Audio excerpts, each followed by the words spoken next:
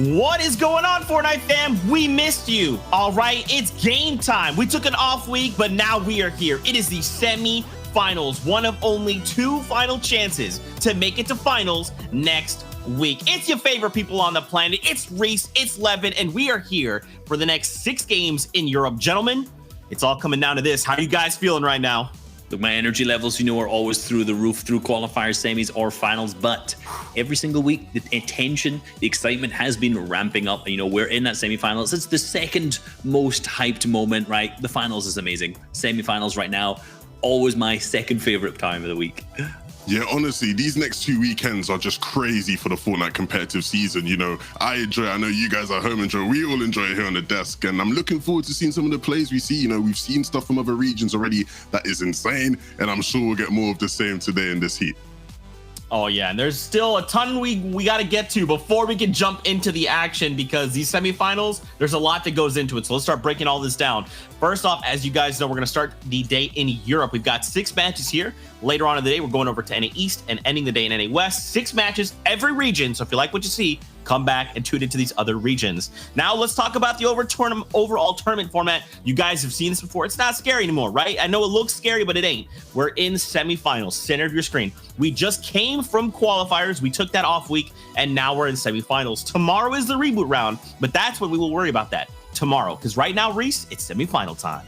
Yeah, that's what we got to focus on, what we're watching today. So there is 3 heats consisting of 33 teams each. Heat 1 has already finished today. Today, we've got Heat 2 and Heat 3 running at exactly the same time. We are going to be focusing on Heat 2, but we're going to check in on Heat 3 between Games 3 and also after Game 6. So we're going to be looking in there, but we're mainly focusing on Heat 2 today. So what we're actually going to be looking out for, however, we're looking out for teams to get in the top 6. Top 6 will qualify you straight through to the finals, where all that beautiful prize money is. And if you come 7th down till 17th, this will qualify you for the reboot round tomorrow, which gives you a chance at still making it through to the finals. And how do these players actually get the points to get to the finals? Well, as you can see at the bottom of your screens, players will receive 2 points per every single elimination acquired. Teams will start to receive placement points once they're one of the 24 remaining teams in the lobby. At that point, you'll get 5 placement points, and then you will continue to receive placement points incrementally until you are the last team remaining. And that last team remaining will receive a total of 30 points for the victory royale. So a lot of points to be had today.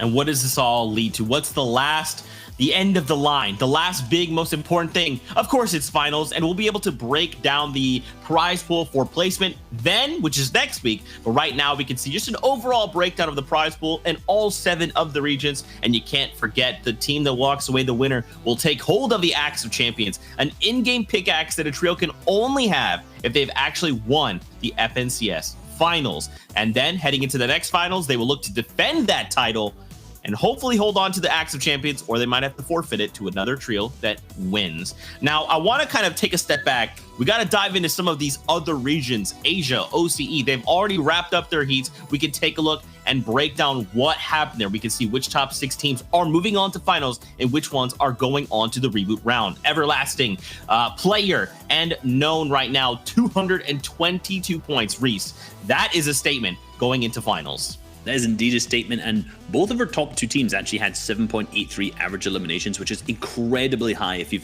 not familiar with these kind of final stage tournaments right now. So huge performances from both of them. And if you notice, Everlasting's team actually managed to get 0 victory royales, whereas the Walver's team below got 3, and they still outplaced them with their incredible consistency. So these top 6 teams, in particular the top 2, let's be real, they're the ones who played the best, have all made it through to the finals right now, and everyone 6th to 17th will go through to the reboot round.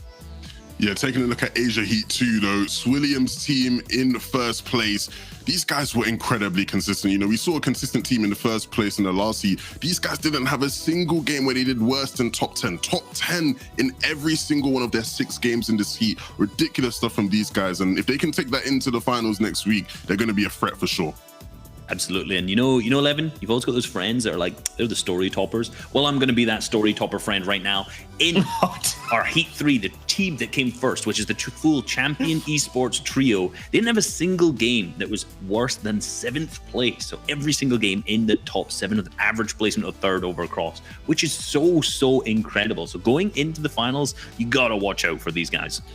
Yeah, that's insane. Taking a look over at OCE though, in Heat 1 of OCE, guys, do not be fooled. Do not be like, this is actually real. The numbers you're seeing are real. The team in first place had 5 victory royales out of 6 games. How do you win 5 of your 6 games? That is absolutely insane. You know, there's other teams in this Heat who were impressive to watch, but you know, if a team's winning 5 of the 6 games, that is just ridiculous. Yeah, I doubt they will do that in the finals, but hey, they could win a couple and that could be huge for them. But moving on to Heat number 2, you know, a team that if you've ever watched OCE streams, viewing parties, FNCS, whatever it is, you'll recognize Tekmar's name, entering along with Maverick and Arctic as well. They actually had such a massive clutch coming into the end, ending with a 17 elimination game and then an 11 elimination game as well. And those weren't even necessarily top 5s either. So really, really massive point games that actually obviously pushed them all the way up into second. And after the 4th game, they weren't actually anywhere near close to qualifying. So really huge finish from these guys and a massive clutch. And for the final Heat of OCE, as you can see, the last team to round up the top 6, Midnight's trio, they had 149 points, and they were the last team to secure that spot, but it's heartbreak for District, Bantis, and Gusos. They also had 149, but Midnight's trio was able to win on the tiebreaker because they had a victory royale. So, you know, although District and Bantis and Gusos will not, you know, sort of be happy about that, they do have another chance tomorrow in that reboot round to secure a spot in the finals.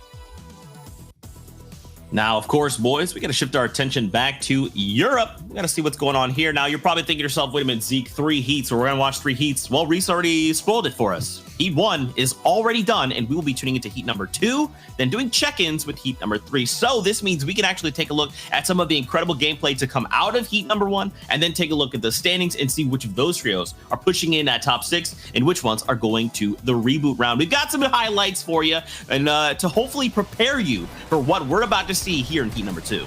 Yeah, Heat 1 was really, really special. And this is from Marvin. We saw Percy, we also saw SD and Bad Sniper, sorry, in that full trio. These guys had a really, really good, consistent game. Again, not really getting into a top 3 anytime, but really, really averaging around that top 5. Same along with Kinzo, iDrop, and Wakey, a team that we, and me in particular, I've been wanting to see come out and perform, get to finals for so long, but not doing so well in the qualifiers. But I'm so glad to see them do well in their Heat.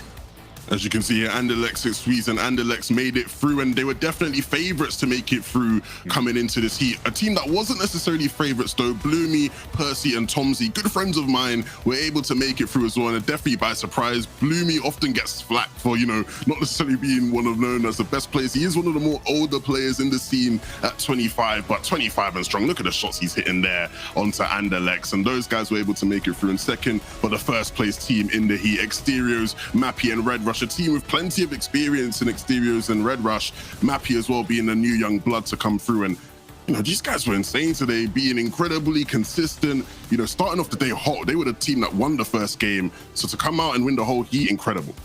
Yeah, they didn't actually lose first throughout the entire tournament, which was kind of crazy, but same, going over to Stompy, Shadow, and Joe.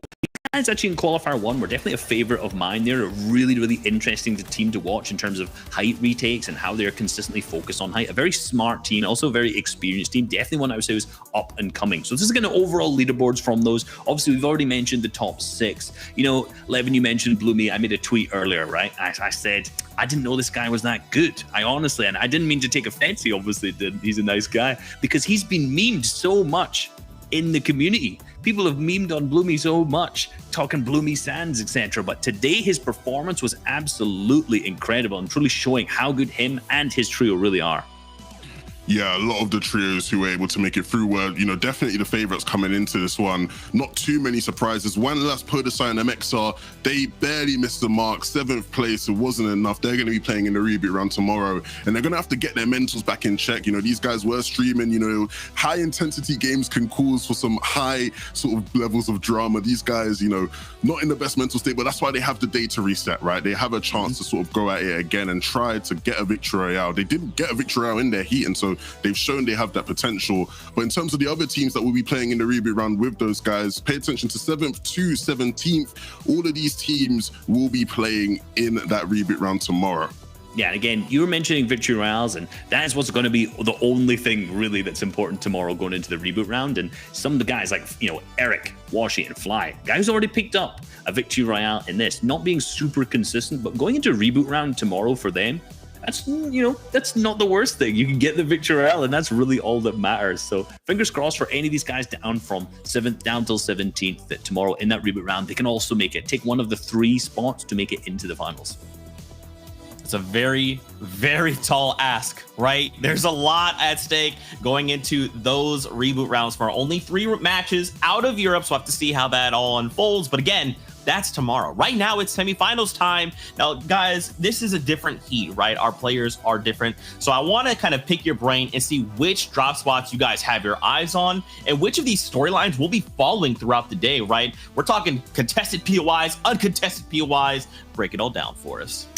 There's a lot of interesting spots. There always is to look at, but we're going into Dirty Dogs because we have 2 teams, Egram, Vokes, and Kebo versus Fleck and Diablo and Bayon. If you remember from last season, they were our reboot round winners who made it through. These guys both very much so like Dirty Dogs and will fight there. So that's going to be a very, very interesting contestation. Taking a look at Flash Factory though, right? Queasy, Trulex, and Juriki, one of the favorites in this heat, are going to be landing here, and to great success, hopefully, right? You'd definitely expect them to. In the weeks where we have seen them in round 4s, they have been incredible to watch. They haven't. Looking over to Sweaty Sands, often one of the best POIs on the map. 4ZR, Nate, and Tayson seem to be landing here uncontested so far, but we've already mentioned these guys throughout a lot of the kind of previous weeks and how they've been underperformed a little bit, but I feel like this is their week to do so, because right now, obviously, I'm saying they're landing in Sweaty Sands, but there's a lot of teams kind of in the surrounding areas of them. We've got Fixie's team over on the west-hand side of the map down here, which they can use for Storm Surge, because honestly, this team has struggled with Storm Surge mainly over the last few weeks. But on top of that, they have Holly Hedges and Boney Burbs, which both have 2 teams contesting it. We think we'll see when the first game actually starts, which means that from Sweaty Sands, for Tayson, 4ZR, and Nate to struggle with Storm Surge when they have 3 options on places to push would be very, very surprising. So their biggest flaunt so far may be fixed right here in this week, and this is their opportunity to get a top 6. It's funny that you say that, Reese, because another big favorite that we haven't highlighted yet is obviously Benji, Fishy, Matzo, and Amplify, who are landing towards Pleasant Park. These guys have a similar scenario, right? Of course, they have that Boney Burbs team. They're also going to have options towards Risky, right? And Stealthy Stronghold. I think the big thing for these guys is if they can sort out Surge, similar to Tayson, Fouzia, and Nate in those sort of earlier stages of the game. Another tree I'm going to be looking out for a lot, right? Craggy Cliffs, Hottie, Elocrats, and Trippin. Very experienced players. We've seen a lot of players come out and dominate through Craggy Cliffs. The FNCS champions themselves obviously won through Craggy Cliffs, so definitely one of the hotter POIs to be watching out for. And I'm looking forward to seeing how sort of these guys do. Another team to take note of as well, though, Sky's trio landing at Lazy Lake. We've already seen a team in Heat 1 qualify through Lazy Lake with a Bad Snipers trio, so I'm sure Sky will be looking to do much of the same. So a lot to pay attention to all across the map today. Yeah, and something I want to actually point out on that is how stacked our current heat is. So heat number 2 out of the 3 heats that we have, technically and statistically, is the most stacked heat across all of them. So top 10 finishes out of all of the finals so far has 5. So huge amount of top 10 finishes from previous FNCS, so high caliber of players. Same with all of the players who's managed to make it to a final so far across the last 2 FNCSs, all in trios. There have been 15. So out of the amount of players here, we have 15 people who have had average rank there. So crazy consistency. Yeah, of all the players in this heat, there's been a total of 107 FNCS final appearances. That's crazy levels of experience in this lobby today. And, talking about experience, 5 of the FNCS finalists from last season are in this heat. So they're all going to be wanting to push to try and get top 6 to try and make it back to the finals. Man, I love it. Guys, you know what else I love? Getting word from the bus driver. We're almost ready to go, but we have to do one thing real fast, and that's predictions. Really quickly, let's talk high level about which trios you guys think will come out in that top 6. Levin, kick us off.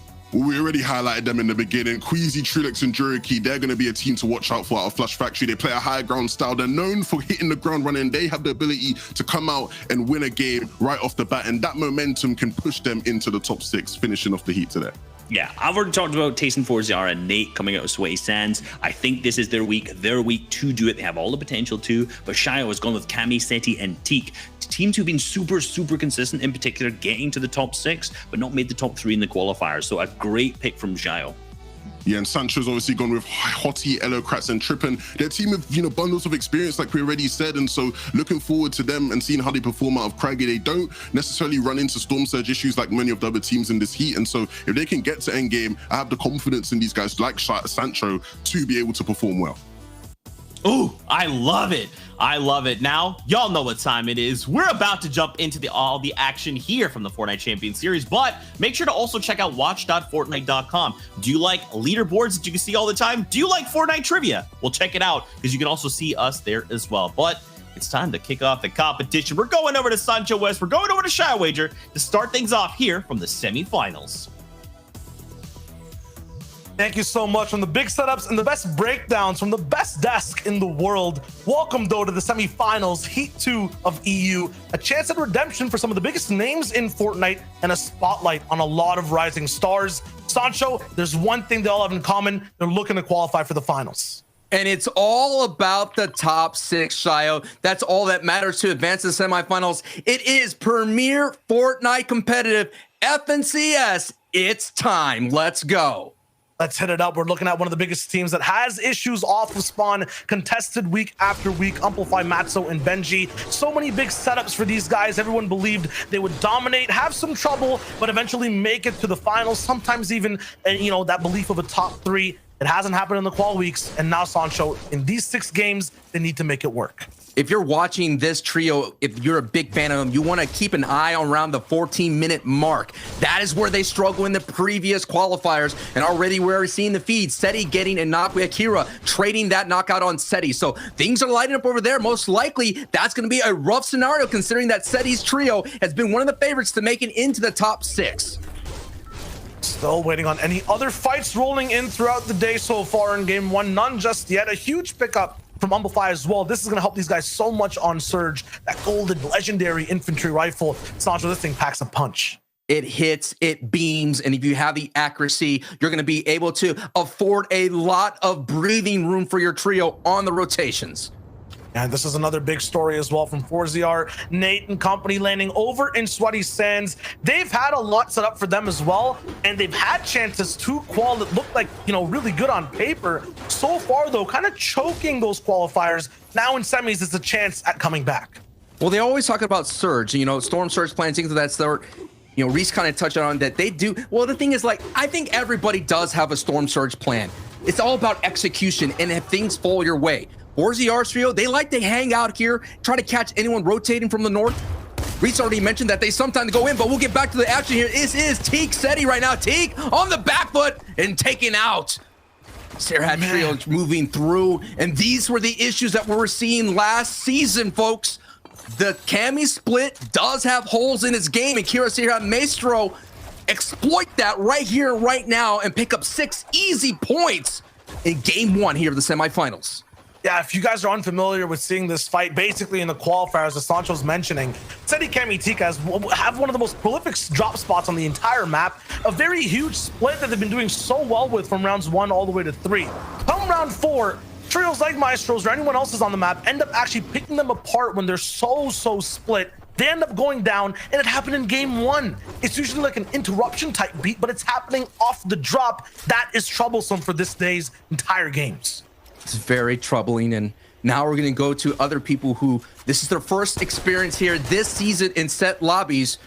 These are very green trios, and they're trying to make their way in. It's about top 6 here, and a lot of these trios don't have experience in FNCS finals, so this will be a huge opportunity to be able to advance their way through.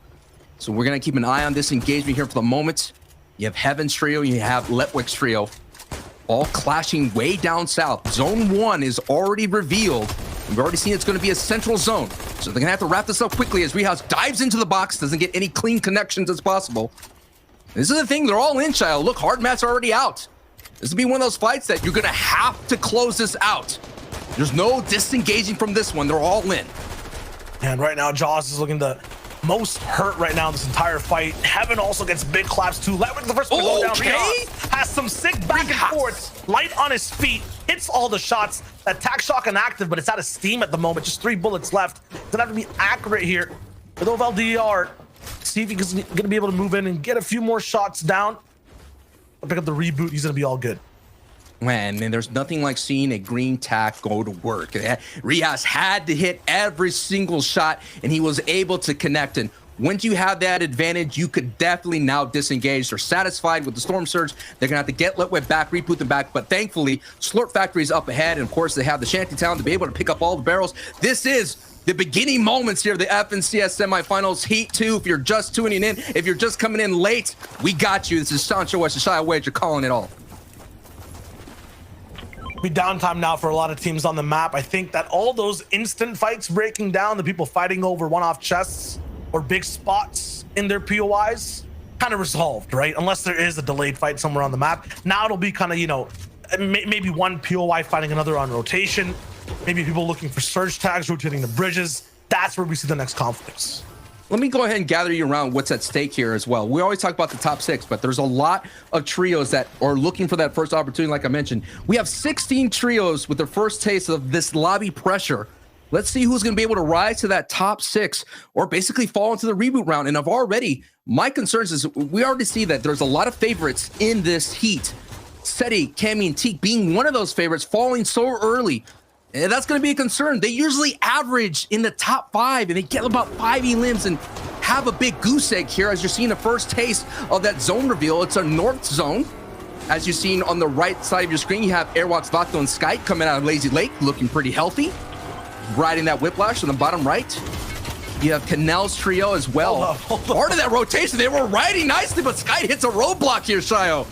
Yeah, that's big trouble. And it's all on the Skype too. How come Airwalks, Vato aren't fully damaged? Was he solo riding the whip? Yeah, it looks like that's exactly what it was. So he's gonna have to slow down for just a second, trying to play catch up. He's gonna have the med kit available. A lot of people who go for tags at this moment don't like to fully push the fights. That's big damage for Rojo. If you want to keep an eye on this trio, essentially Lazy Lake has been a hotspot for a lot of fights. We did see a team qualify through Lazy Lake, even though they had 3 trios landing there. Airwalks, Vato, and Scott used to land at Caddy Corner, but they went ahead and move up just a hair here.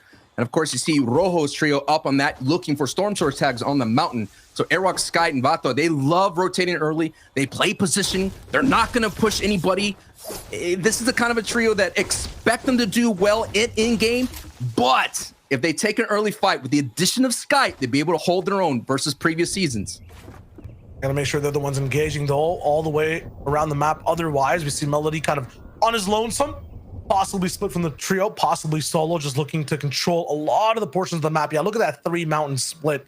You can see it on the mini map, the blue arrows plus Melody's white one. They have so much range, so much coverage. I don't think anyone can push them either. The elevation is so high. Look at the kind of the juxtaposition with that, right? One trio kind of honed in the same spot. You have Canal there, Matzo, and Ruru. We'll see them kind of looking around, possibly going for team beams on people rotating in, but it's silent, Sancho. No one's on these roads. I've been in this position before in tournaments like Melody. You just get whatever you can, get some mobility, and you just go to zone to get some Storm Surge tags or positioning. But this is going to be tough for them. Look at that loadout. Not a lot of ammo, not a lot of ammunition in the shotgun.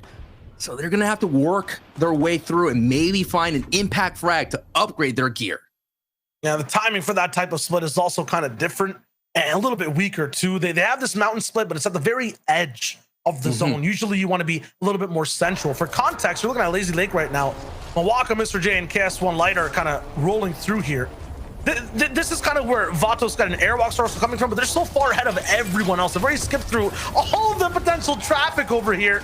There's not even respect for taxis on this road trip. Mawaka's gonna have to get out, possibly pop a spicy fish. Bills might be on fire too. Something is around him. He's got to move. You got to hurry up and move fast. This is the dangers, of course, rotating through Lazy Lake, as you're seeing some of the Mr. J's trio hanging out in the distance. From what I understand, I believe Mr. J may be landing south. So all this kind of interactions are happening here. And Edison and Lewis, I mean, that is not an easy trio to fight through. And this is what we've been seeing in the EU region lately, is a lot of late rotations getting into the zone, which results in a lot of these edge fights. And now they're going to be, they're going to go like I guess, do-si-do. They're going to, go hand in hand all the way through. I got you. Hit me with it. I got you with the prime time. Basically, they turn into spinning tops. Because of all the pressure in front of them, they end up kind of out of control. They really have acceleration, though. They have to move fast coming into the zone. But then they start clashing with other trios beside them. You're right. Mr. J will end up right next to Joey Jenner over and over. They'll take shots. They'll blow on each other's walls. One top might topple overall. But at the same time, sometimes everyone makes it the total distance. Get a little bit dizzy. Take some damage along the way. But you'll see. There you go. These guys start spinning. Joey Jenner's right behind them. And you got to make sure the momentum's good or you might crash. Yeah, and what ends up happening is you take these shots, you try to get Storm Surge tags. Ultimately, there's going to be a powerhouse team just chilling already, who've already made the proper calls, who already made the proper rotations. And they're going to be able to gatekeep you and get you out here. But let's see what Jenner, Edison, and Lewis did. They decided to take this fight. I mean, you're looking at Mr. J's build, so it's all out of wood, so that's going to be an opportunity to go ahead and do that, but they do not have the natural high ground here, and now we have another stalemate as another trio is pulling up in the rear, and that is Caljal's trio. It's kind of a game of time, though, and a game of deception. You're not going to be sure if the trio is totally on that hill. Jenner's going to have to keep expending mats. He'll be hiding behind the ramps, but as soon as he gets to this location here, he already checked out. There were a few edits. No one's there anymore. It kind of tells them they need to move. So you have Mr. J's trio coming from Camp Cod. You have Cassie's trio with Calgal coming from the weather station area. And that is why you're seeing this traffic jam that's happening on this wedge. Lewis, Joey, and Edison come from Misty Meadows. So all of these trios are converging on this movement here, considering that the zone is north. And we always have to keep an eye on that. We always talk, I call it rotational partners. And sometimes you just end up wounding each other and making yourself weaker. And now we go to the other type of wedge here on the West Coast. You have Flixicos, Per se, Zini, who are doing that Fort Crumpet split. And as you can see here, they have Manu's trio here to slow down. And they got Irez's trio, who normally land in Boney Bird. So this is a very slow-moving trio group as well. I'm not sure if Fixie should take this shot. You're talking about Irezumi and Siberia Jake here. These guys are lethal when it comes to rolling in and punishing players who end up taking shots at them. They end up putting you on a ledger, putting you on a feed, and making sure every move you make is tracked. So they haven't shown up just yet. As I say that, though, Irezumi goes down. What is the bow shot? Was it something from Kaspersa? I'm not sure, but big action from Vixie. He's looking there to go through and try to help. These are why those early splits sometimes end up slightly weaker. Sapphik is kind of in a different base. He's looking to take shots from another side. He's not going to be there to support this revival, the resurrection from Siberia Jake onto Irezumi. Fixie and Kaspersa will be able to take over the base, and now they're in a better spot.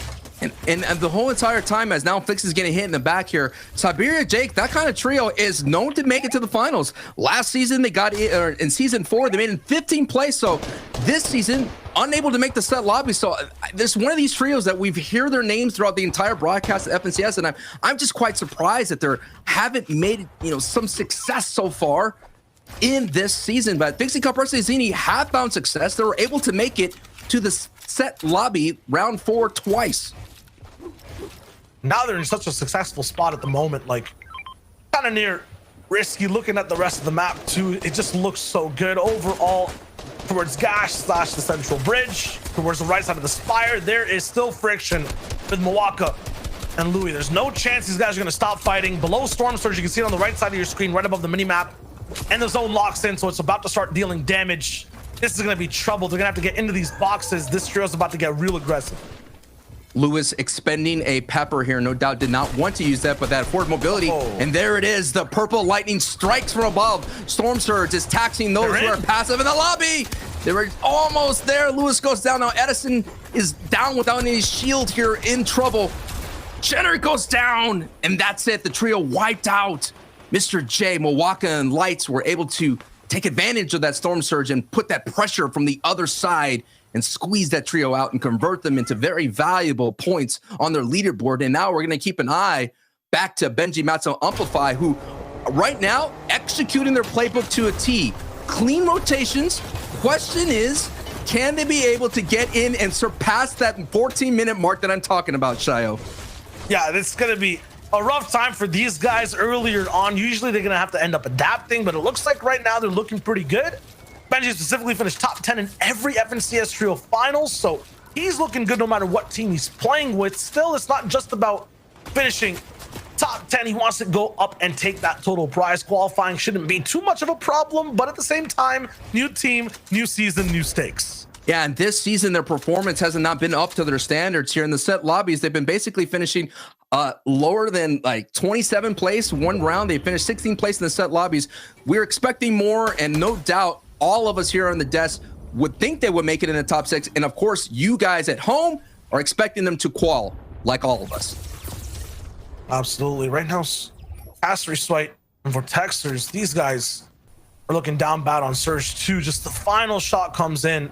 Lots of numbers on that screen. When we get back to, we'll explain kind of how the Surge work, what all the different numbers on the top left and bottom right also mean. But it doesn't matter what type of base you have. If you're not taking the shots, you're still going to be down bad. There's a big 49er on a Make the Beast.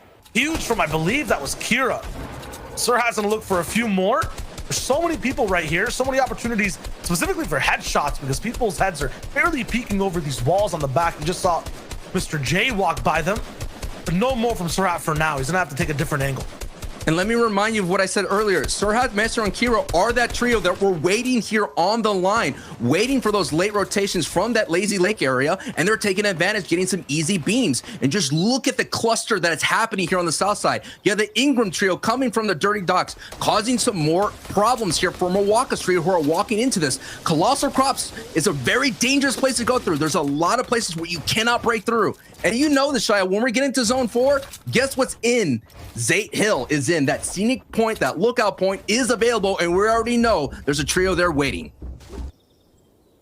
Gonna have a lot to chew off of. There's so many different lanes of engagement right now. This is gonna be a very, very tough rotation. Especially if you pull it just gets tougher. Yeah, right. Oh, it just gets right tougher. Beside the hill. The hill's gonna have to move at some point as well, but man, a majority of this lobby is mispositioned. Yes. They're gonna have to move. I'm wondering who goes first. This is really tough. This is where the in-game leaders, the IGLs, are trying to figure out who is going to go first, who's going to recycle through other rotations. Let's take a better look. There's literally 2 trios, 3 trios vibing right now. There's probably a 4th that's just about, but look, Shio, it's not looking good for that south. It's 6 out of 24 trios who are in kind of good spots, and just 3 who are inside the circle. So a majority of that lobby, almost 20 trios, are gonna have to move. Basically everyone is in a world of hurt at the moment, and they've started. People are getting closer, but you can see the team's right next to the zone's edge on the left side of your screen on that map. They're very slow at moving out. No one really wants to get going just yet. Let's go ahead and focus on Tayson, 4ZR, and Nate here, coming from Sweaty Sands here. Have a great position. One of those trios as well, vibing for that Zate Hill, which is a very prominent spot considering that zones tend to go back and forth. And now they're going to turn and burn on Cartoon's trail, looking for some tags here. But look at it. This is the EU region. Like you said, Shio, send the mats. They're already sending the mats for hype, baby, and they're already ready to go with the fight for it, because considering that zone 5 is going to be a proper zone to go ahead and nail it and solidify. But now look at Force, still back in the pack, trying to make their way through. This is going to be tough. Yeah, and already they're showing patterns of being weak once you have to actually start moving. Gems that earlier on getting to this spot got taken out by Ruru. Now Force is trying to move as well. Nips is ahead of him, but it's tricky. If you don't place your builds perfectly, you're gonna end up going down. Actually eating Stingfish. This is when you know you're worse than down atrocious. When you have to eat your stings to have health to stay alive. That Force has nothing really left inside the gas tank as well. Just a few mats, a few hards. Get there! On the backside of Airwalk's walls. This is bad. Another stink. He's already eating zone. Not even inside just yet. He has so much damage above Surge. He's done so much already and getting, yep, a big Elim too. And Airwalks. This is the best thing you could ask for, especially if you're about to go down. The rest of the trio is gone, but he gets crucial points that no one else could really get in that position to actually make this game kind of worth it. In previous rounds, Force was the kind of player for his trio that were able to rack in E-limbs when he was not expected to. So that was a great performance from Force, being stinky and getting 3 E-limbs. Yeah, and let's talk about, who he took out. Skybot to Airlock, Sancho, they were moving early. They were in the middle of the zone. They were looking real good. They got down bad too, and now they're not in this game. It's making me wonder who actually has control of the zone. Irazumi's back and active. He takes down Devin. Elocrats is here too. He's getting Elims. Their squad's getting wiped right now. Letwick is on all. cylinders firing at the same time. This window edit has not been reset. It opens up even more. They're pushing forward. I guess the next zone's actually been revealed, and now everyone's hungry. They don't want to make the same mistakes from before. They need to get towards the zone. And every time the zone pulls north, it just gets more stacked as more rotations. You're running into more trios, and now you're seeing the other side story. That's Tripper and Hottie that are sitting on height right now, looking really good. Craggy Cliffs has been very good in this zone. Of course, it's all north, so they're looking pretty. They're going to have to defend it as Tayson does have a Raptor locking on his front door. He's going to have to be careful here because that Raptor gets dangerous. Ooh, another one's at this front door. It's not going to be easy, but there's a more deadlier foe just past the Raptor. It's Matzo, Amplify, right a couple of grids just right below. So now the rest of the zombies coming in. It's basically going to turn into a wave. If they're able to hold on, they can sustain the tsunami of the lobby that is rotating in late. Man, I think I saw this in Qual 1, Tayson's trio right beside Benji's, and they were kind of knocking on the doors, but it was still kind of a will they, won't they? They went into here wiping out another trio, so they're definitely confident now. Things have changed for Tayson, 4ZR, and Nate. Can they stay that way for this whole end game? It'll be Tayson on Benji's walls. Is it still kind of hesitant? Yes, because there's so many different people around. But man, what a reliving of history right here. It's all going to rely on the in-game leaders, the Tarpers, to cut off the other trio. Looks like Tayson's trio is electing to move up out of this layer because they know how dangerous Benji, Matzo, and Amplify can be on the low ground. So they have a really nice layer here, looking really good. I love the health. Look at their mats. Tayson's going to be able to go all the way to in-game with this mat situation. At the same time, it's not really about even the calls for these guys. It's about following through. For them, they always have a path to take. They always have two options and then a split in between. So I hope they can fix that for this end game. Now you're seeing here Benji's trio with Matzo and Amplify. Benji has been the one, the in-game leader, calling all the shots, leading the tarp here. Benji has the opportunity to not only put them in great positioning, but get some key shots as they're trying to trip Tayson's trio right above them. Doesn't find the trip and moving on through. My concern for this trio, Chayo, is not a lot of hard mats, so they're going to need to find an impact frag to refresh that. They could stay all the way ahead and pray for zones to bounce back too, but no, you're absolutely right. And they get Diablo, they have harpoons as well. So possibly, yes, getting a lot of mat split from Benji, but they're gonna have to pick it back up as Benji's actually moving fast. They're injecting one of the tarp. He's looking for it again. This is on Kira. This is the big trio that looks for long range fights. Might not see coming close. 3 picks to the wall, edit, ramp, blocked. Going for it again, no chance for Benji. Great defense. Great defense from Kira's trio, stopping them right there. They had the front side, they were looking up, and they were able to turn their attention, but Benji's in trouble. This is what happened. Oh, does Benji turn that around? Were they able to get out of that situation? Yes, he is, but it's a matter of moment, but Amplify goes down. And Benji, I think, almost, he got a big siphon off the lane. He stays alive, and Matzo's also in the equation, so all hope is not lost yet. Zone is still pulling farther and faster. These guys have the mats. They need to play the game now. Big pump from Benji on the mat, so it doesn't get too much out of the way. But the harpoon from Matzo, he's trying to find a way to stay alive. He harpoons the ramp, and a big clap back comes through, and now it's just up to Matzo to just try to keep the stream, try to get these points somewhere good for game one. Now down to soft mats here. It's all important here as a solo just to hold on as much as possible. With the intense pressure here, 11 HP, going to be able to get back to 100 HP. It does go a little bit back, so could afford a little bit of breathing room as Hottie, Tripper are doing really well. We know that they're hyped. That's the team that's been sitting there since Zone 5. They're lighting up the feed, and Matzo gets caught out by 4ZR's trio. Kira's defense is also looking good. He's picking up a few eliminations, and I see Maestro all the way on low ground, so I'm wondering how they're doing entirely. Yep, that's the big wrap-up. It wasn't Nate that took them out, so low ground kings will be Tayson, 4ZR, and Nate for now. They're expanding, overbuilding, making sure they control things all the way through. Question is, what angle do they look at next? Yeah, still building in the zone. It's actually silence on the entire side of this end game. No one from height really shooting down too much. Chulek's actually in a desperate situation. He's moving through old builds. Lucky that he has these right in front of him. He's gonna have to make that luck actually work for him now. Breaking the wall. It's Barren Wasteland right in front. He goes down. Hazardous, treacherous pathways right there. He cannot triumph over 4ZR and Nate are popping though. They get another, and Tayson's also looking healthy. This is a great game for Tayson, 4ZR, and Nate. We've been asking this question. Will they be able to capitalize their opportunity here in the semifinals to get in the top 6? Hottie picks up a lot. It's a Hottie trio versus the 4ZR trio. High ground and low. Yep, we saw Tayson basically eradicate everyone on low ground. From there on the high, they've been pressuring 24/7. Where will the Elam swap over to? Who's going to win here? Because there's a lot of old bills in the way. And when that happens, it's really tough for height. 10 points are on the line and the first victory out of the Heat 2 here in the semifinals. Now opportunities going. 4ZR goes up, Nate goes up, Tayson on the backside here trying to sneak up on anybody. No pressure is just being too much from the top, but Nate actually catch Tripper. Tripper goes down, and now it's a 2v3 opportunity here as Tayson and 4ZR Nate are slowly cracking their way, cracking as many builds as possible, trying to get up to the top here. This is a big metaphor to the entire ride this season, trying to claw their way to the top of the leaderboard, which we've been waiting for all season, Shio. Man, these guys are gonna have to go straight all the way up to the moon, and Tayson's already feeling the lack of oxygen. So much HP gone. 25 now, 15 as he tries to build his way all the way up high. They're not trying to take these guys down. They're trying to grasp the throne completely off of them. And there goes Tayson, the last desperate effort for the shoot down, but it's just his body that hits the floor. All up to 4ZR now in a 2v1 situation. The jab from Tayson, oh, and that's huge. Buddy. No way. Nate, 4ZR Tayson with a crazy setup. They built up, they planted the mines, and then Nate goes for the explosion play, a big breakdown, and they win game 1. With 10 limbs with the right edge of their hand, they chop down height, and what a great plan right there. You nailed it, Shio. I love it.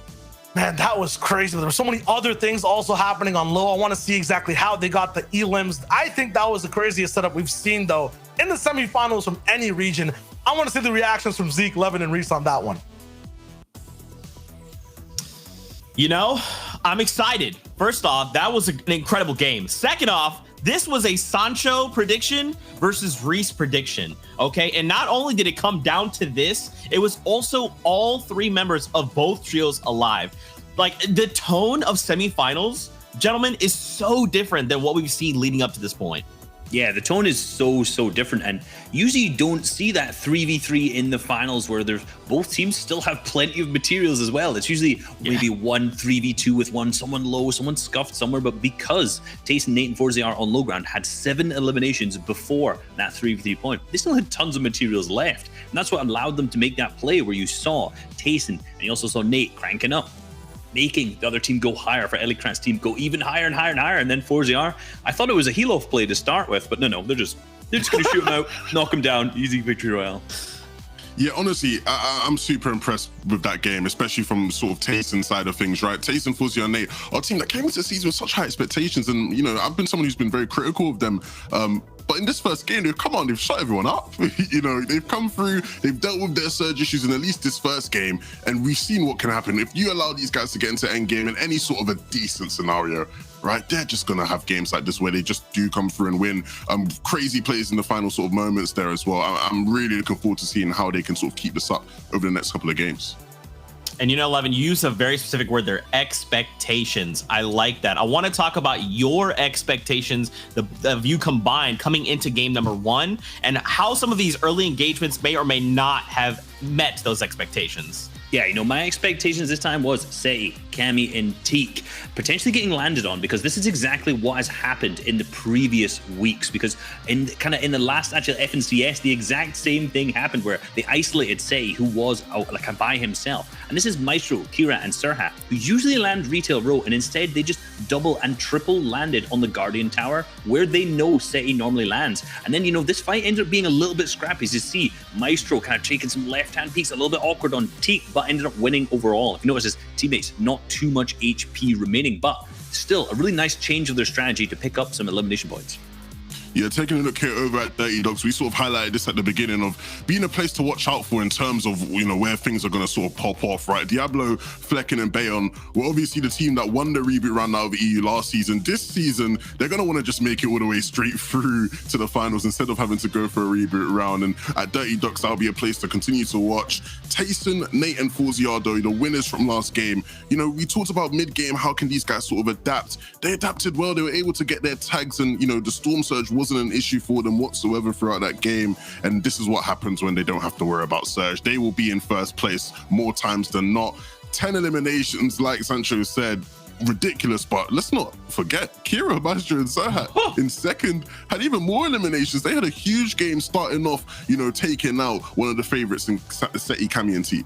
Yeah, that was those 3 eliminations, but the 9 after that were all mid and end game. So they were absolutely popping off. And remember, these guys actually went down in 6th. So they were on a hot streak going through the game, but were eventually eliminated early. So imagine if they managed to keep that rolling. We could have seen a 15 elimination game coming out, but the top's starting to look really, really good. But our winners, or sorry, our second place of Hottie, Illikrats, and Trippern, you know, staying on height, not being able to get as many eliminations, usually always an ammunition issue. So they're kind of down only with 5. So they are a little bit way further down that leaderboard rant. Obviously, Taste and 40-yard Nate, who just popped off that game. Taking a look at that next page, though, 11th to 20th, you know, later down the line, once we get to around game 5 and 6, it's going to be really interesting to see who's here, right? Because, you know, 11th to 17th will be sort of your reboot round places. Take a look at the teams who are here, though, right? You expect a lot of these guys to maybe sort of pick things up. You know, Airwax, Sky, and Vato are definitely sort of a threat coming out of Lazy Lake. But if they're, you know, not going to have bad games and not really pick up the pace, things will not necessarily go the way you'd expect them to for them. So obviously, Egram, Voxy, and Kebo in 20th, right? They obviously are the team contesting the reboot round winners from last season. So Dirty Docs, once again, we keep sort of mentioning it. What's going to go down there doesn't seem to have started well for Egram and them. So we'll see who sort of can continue and win out that battle at Dirty Docs. Well, you know, they got 5 more games, right? They can make the clapback. It can happen. But it is time once again. We are going back into the action. Don't forget, if you like what you're seeing, watch.fortnite.com. You can see the leaderboards, take part in some trivia, and lose to me. But otherwise, you know what time it is. More Fortnite action. Sancho, Shy Wager, back over to you guys. Wait, is there a way you could top that game, Sancho? I mean, that was just the start of the day. It's about to get crazier. It was world-class performance from Tayson's trio, 10 eliminations and the Victory Royale. But let me go ahead and spit you this fact. In the previous heat, we had so many teams had Victory Royales and not make it through the top 6. We even had one trio who got a Victory Royale, didn't make it to the top 17. So the work has just started, but the foundation is there for 4ZR. It's game 2 time.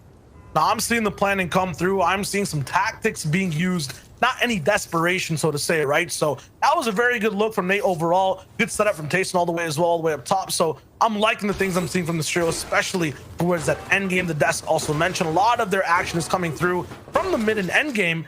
They're uncontested. They should get to that point. This should be a very good day for them. Yeah, you know, Sweaty Sands is usually an oasis for many teams in the EU. A lot of championship pedigree coming from there, especially in the France side of things. But it turned quick into quicksand for Tayson's trio. They clashed a lot with T Confetti and Cammy and in-game, and things just didn't work out. Storm Surge being a ghoul to their run, all these kinds of things. But so far, it's returning back to that oasis. The water is coming back for them. For them, yeah, but look at all the struggles for everyone else. You got Elder, Rehas, Levick over here, Freddy also in the mix. They've had a little bit of a rough spot coming through in the early game last time. It's looking a little bit more, you know, bureaucratic. It's looking a little bit more official to some black tie type event. There's no bar fights happening so far. Yeah, you know, this is a current thing that it kind of happens to the EU region. If this is your first time watching the EU broadcast, essentially is the EU region, some of them kind of chill out, but the action starts picking up around game 2 and 3. You'll start taking more engagements. Last time we saw a lot of late rotations, so you're gonna, hey, the easy answer would be like, well, let's just push them earlier. Maybe we don't have to rotate so late. And that's how Keezy, Jerky, and Trulix here coming from that Flash Factory split, getting Melody's trio out, which we did see last time. They were sitting pretty on Storm Edge, but now the fortunes are reversed. And they have a lot of options rolling into things when it comes to their drop. They're landing, as you mentioned, their Flush Factory, looking at the Hydro 16 drop as well. There's so many people on the Misty Hills. They can go to Slurpee as well. Looks like they kind of edge towards the right this time. Ends up with a free Elim, ends up with 2 actually, and they're going to be rolling through with a lot more loot this game. I want y'all guys to focus on Force. Force is one of those guys we saw earlier who had that late rotation, eating all the stingfish. Force just got another knock in the feed. That's one of those names that you have to keep an eye out for, because like I was very impressed when I was doing some Rod reviews. And Shayo, it's your favorite thing. What kind of zone is this, my guy? This is a little bit of a mirror type zone. You know how it rolls. You know, I'm trying to get that term out of here. You know what I'm saying? It keeps showing up. Yeah, it's a little bit similar to what we saw in the previous game. I'm not sure exactly we end up on that northern type hill again. This EU has this pattern though. Sometimes, I think I was talking about this with Levin, you see the first zone, that is the zone for the rest of the tournament. So I guess everyone's got to buckle up. Here we go. And the adjustments are going to be vital, and how you rotate dead side, you go white line it, all those adjustments will be made. Elder is out for this trio. Rehas and Leckwick now are in a deficit in the manpower, but they get a big 53 tag right here to open it up.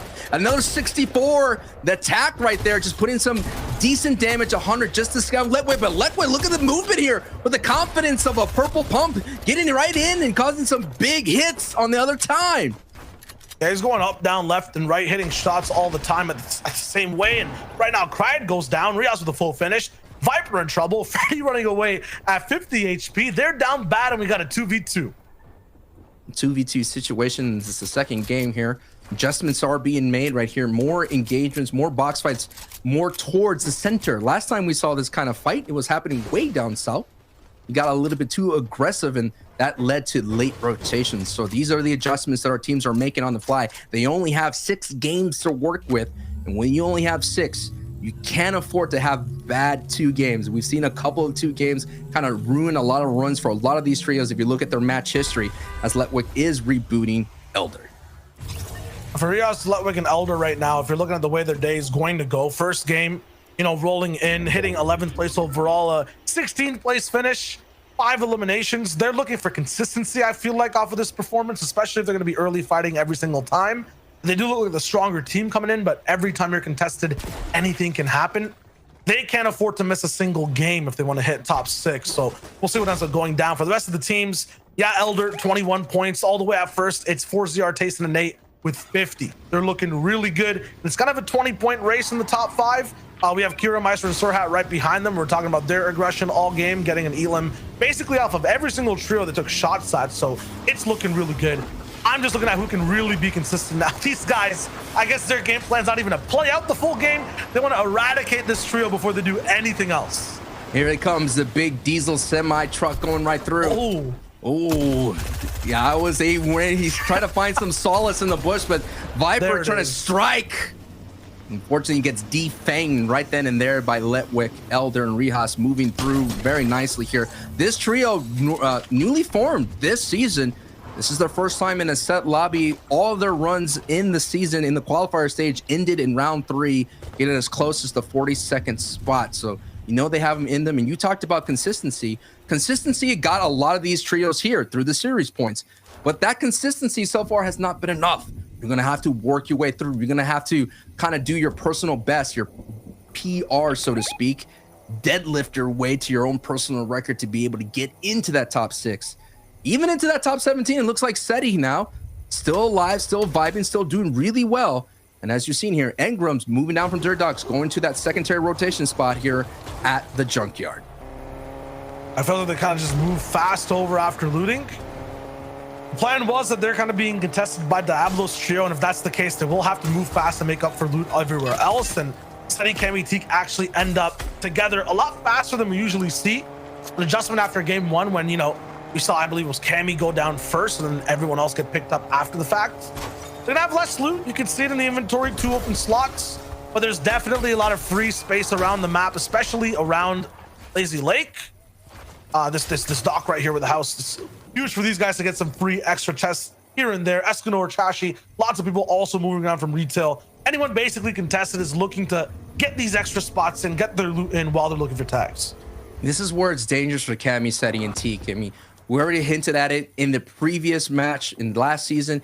In the end of day 1, child, remember they were the #1 team. They were looking really good. In those first 3 games, they just got split up and dropped on, and they were able to get taken out so easily. So that's so amazing. Like, the Cammy split has been revered. A lot of people know about it here in the competitive scene. This is your first time knowing about it. It's just one of those splits that just affords you to be able to kind of get your, like, kind of sneak your way to a very strong loadout.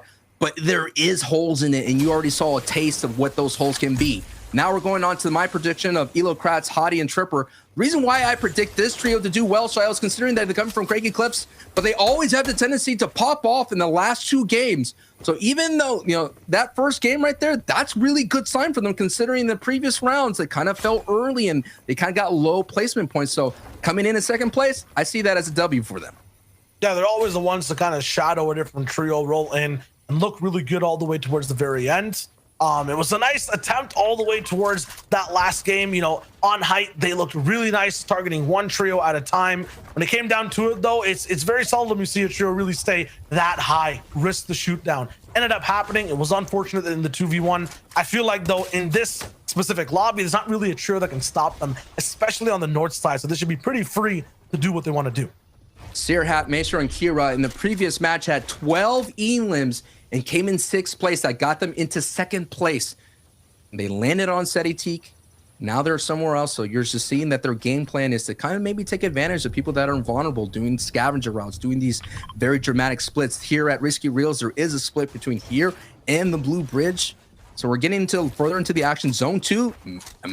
I'm not going to say the word. I'm not trying to say that N word, but it's a replicant of the previous game here, going a little bit north. So we're going to maybe expect the same thing, but we already saw in the previous little kind of scenes ago, Tripper Trio is being kind of messed with. So it's not as free as it was last time. Definitely type of a mirror situation here. And if people do end up pulling a little bit more north again, even if it looks like a good game plan, you know, having 12 elims, they look really hot last game. Every fight comes at a cost. So they have to be very careful, especially if they have momentum, to not get overconfident and step over their bounds.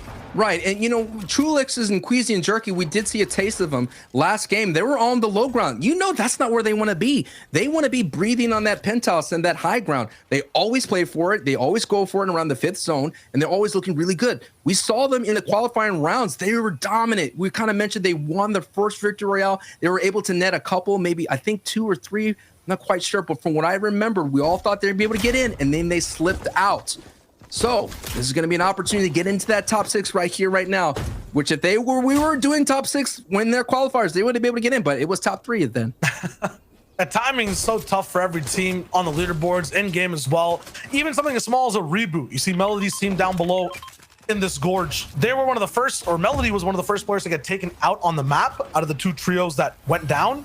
I guess theirs didn't, and they got Melody's reboot card. They got everyone out, but that timing led them to actually end up rotating late. Now they're stuck in one of the worst spots you can be. At the same time, Edison, Joey Jenner, and Lewis, they're kind of pushing them really hard. They're trying to get the 2 elims. They might be setting them up to maybe pick them off later as they move in the storm. They're going to be kind of late rotating in as well. And we saw how tough it was for, you know, 20 of the trios who were stuck last game on the bottom side of the map. Hopefully they don't fall into the same pattern this time, because First Fix Zini kind of in the same situation we saw them before. Same spot for Kira as well. For Joy, Mitra rolling in here is kind of a new territory. We didn't really see them at this specific spot in game 1, but their loadout's also looking really good. They got the cabbages, the 50 pots, weapons. They're looking good on all fronts. It seems like we're getting into the same situation as game 1, though. Everyone's kind of getting towards the south spot and not really moving forward.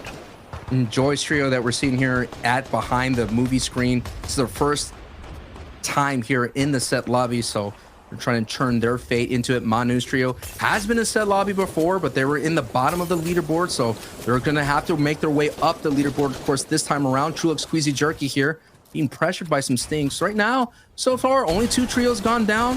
Nothing crazy has happened this time around. Last time we saw Seti's trio go down early, and right now, Diablo's trio looks like it's being out by Ingram, but no kind of big surprises. This is all kind of going through as this plan. I think this is what happens when you get the similar zones. You end up seeing the kind of same kind of thing. It's like, okay, we know that this doesn't work. Let's try this. This is a much more safer route. As you're taking a look at this Trulux's trio, sitting pretty good, 332 above. Storm Surge will be a factor in zone 3. That means 70 players. Once it hits that threshold, it turns off. So 13 players, doesn't matter what trio you're part of, 13 players will have to go down here in this next zone. That's a big overflow of people on the map right now. Gonna have to do damage or you get dealt damage. 82, 81 now, the number on the top left. Sirhat just trying to drop down beams. He's 196 damage below. You see that number on the right side. Now it's 200. Now it's 10 above, so someone definitely landed a big pump. Yeah, it's Kira on the backside. They found another close range elimination. That is their pattern today. That's their play style. It's box to box, wall to wall. And there goes Sirhat again. No pepper needed to be popped anymore. He's still on that high speed. He's gonna find Vovi Fish. Big Elam, they're gonna be able to get the full siphon for that as well. Another big shot from Sirhat. He's kind of like invading his own box. It's kind of crazy. It's hard to predict where he's gonna come from. And he picks up 2. Keeps his trio now in a completely different spot. The Maestro's down and Kira's 1 HP. It's looking kind of disastrous on that side. They can definitely try to come back, play as a two-man squad looking towards the end of this game. And it's going to be difficult for them to replicate their 12 elim run that they had in the previous match, being down a player here. This is game 2. Moving forward here, let's see who's going to be able to come in. You see Lewis trio out in the distance. Lewis is one of those people that's been to the finals before, hasn't made it to round 4 this season, so looking for a way to return to glory here, as we're seeing Tayson, Nate, and 4ZR, who had a great game 1, able to return to glory, and they see that a team's being pressured here. So this is going to be dangerous stuff for Tayson, though. A team is desperate. They could go ahead and push in, and they have to be careful here. But hey, this might be too much, man. It might be too much. It's going to claim it. He's going to get out. Yeah, they see it. Yeah, they're going to have the strength of mosquitoes with that HP. They're going to get swatted straight up. Like, there's no chance. Yeah, there goes Frizzy. He's down 2. It's actually unfortunate that Tayson, Nate, 4ZR actually don't get the elims there. I don't think they get the full credit for 3. They just get 1. But they get 3 extra loot boxes, all the mats they need. Nate will have a few shields to maybe use as well. Those guys were pretty down bad on loot, but that's a very good situation for them. Might see another game win on 2. It's a very big boost to get free loot at this point in the game. You're kind of seeing the tale of the 2 type of trios that we have. Veteran trios who know how to navigate Storm Surge really well, who know how to do positioning, and first timers here in the set lobbies who are still trying to figure out the rotations, still trying to figure out Storm Surge plans in this high pressure situation. It's not easy being in the FNCS, and especially made it this far in the semifinals. We're talking about the premiere of Fortnite competitive. Game 1 took us down towards the middle top right of the map. Now we'll be closer to Pleasant Park entirely. So might see some house gameplay, might see some big refarms come through, might see a spot where you get a little bit of a boost as well for some of the top trios that like to win early games. And maybe we'll see Benji's trio in the end game. This is their backyard. They need to defend it. Defend Pleasant Park. Now, we always see sometimes Sweaty Sands getting a little bit overzealous early game, breaking into Bony Burbs. Sometimes even Pleasant Park if they're feeling a little bit spicy. Queasy Trulux are also no strangers to winning that early game. There's so much chaos, though, on the map. Stinks being thrown. Jimkey almost down. Fork absolutely just eviscerated by all this pressure. This is just so tough. I'm surprised Mika doesn't take big shots. So yeah, he got damaged so hard. It's so risky to go for that loot when everyone's still shooting, right? Builds are so hard to place in this moment. And there's so many eyes on that spot too. The harpoons coming in from high ground. There's no chance you're gonna get out here unscathed. And this is going to be a vital rotation for the most of the lobby here, considering that they're all on this storm edge here. It's going to be crucial for them to make the right choice to move in here, like Tayson's trio, who's in front of this entire congestion point. As you can see on the mini map on the bottom right, take a look. It's again so many trios late rotating through. Man, on the bottom, it looks like everyone's just waiting for a bus to come, but like the last 3 have missed. There's so many different people trying to make this rotate. This is going to be so tight.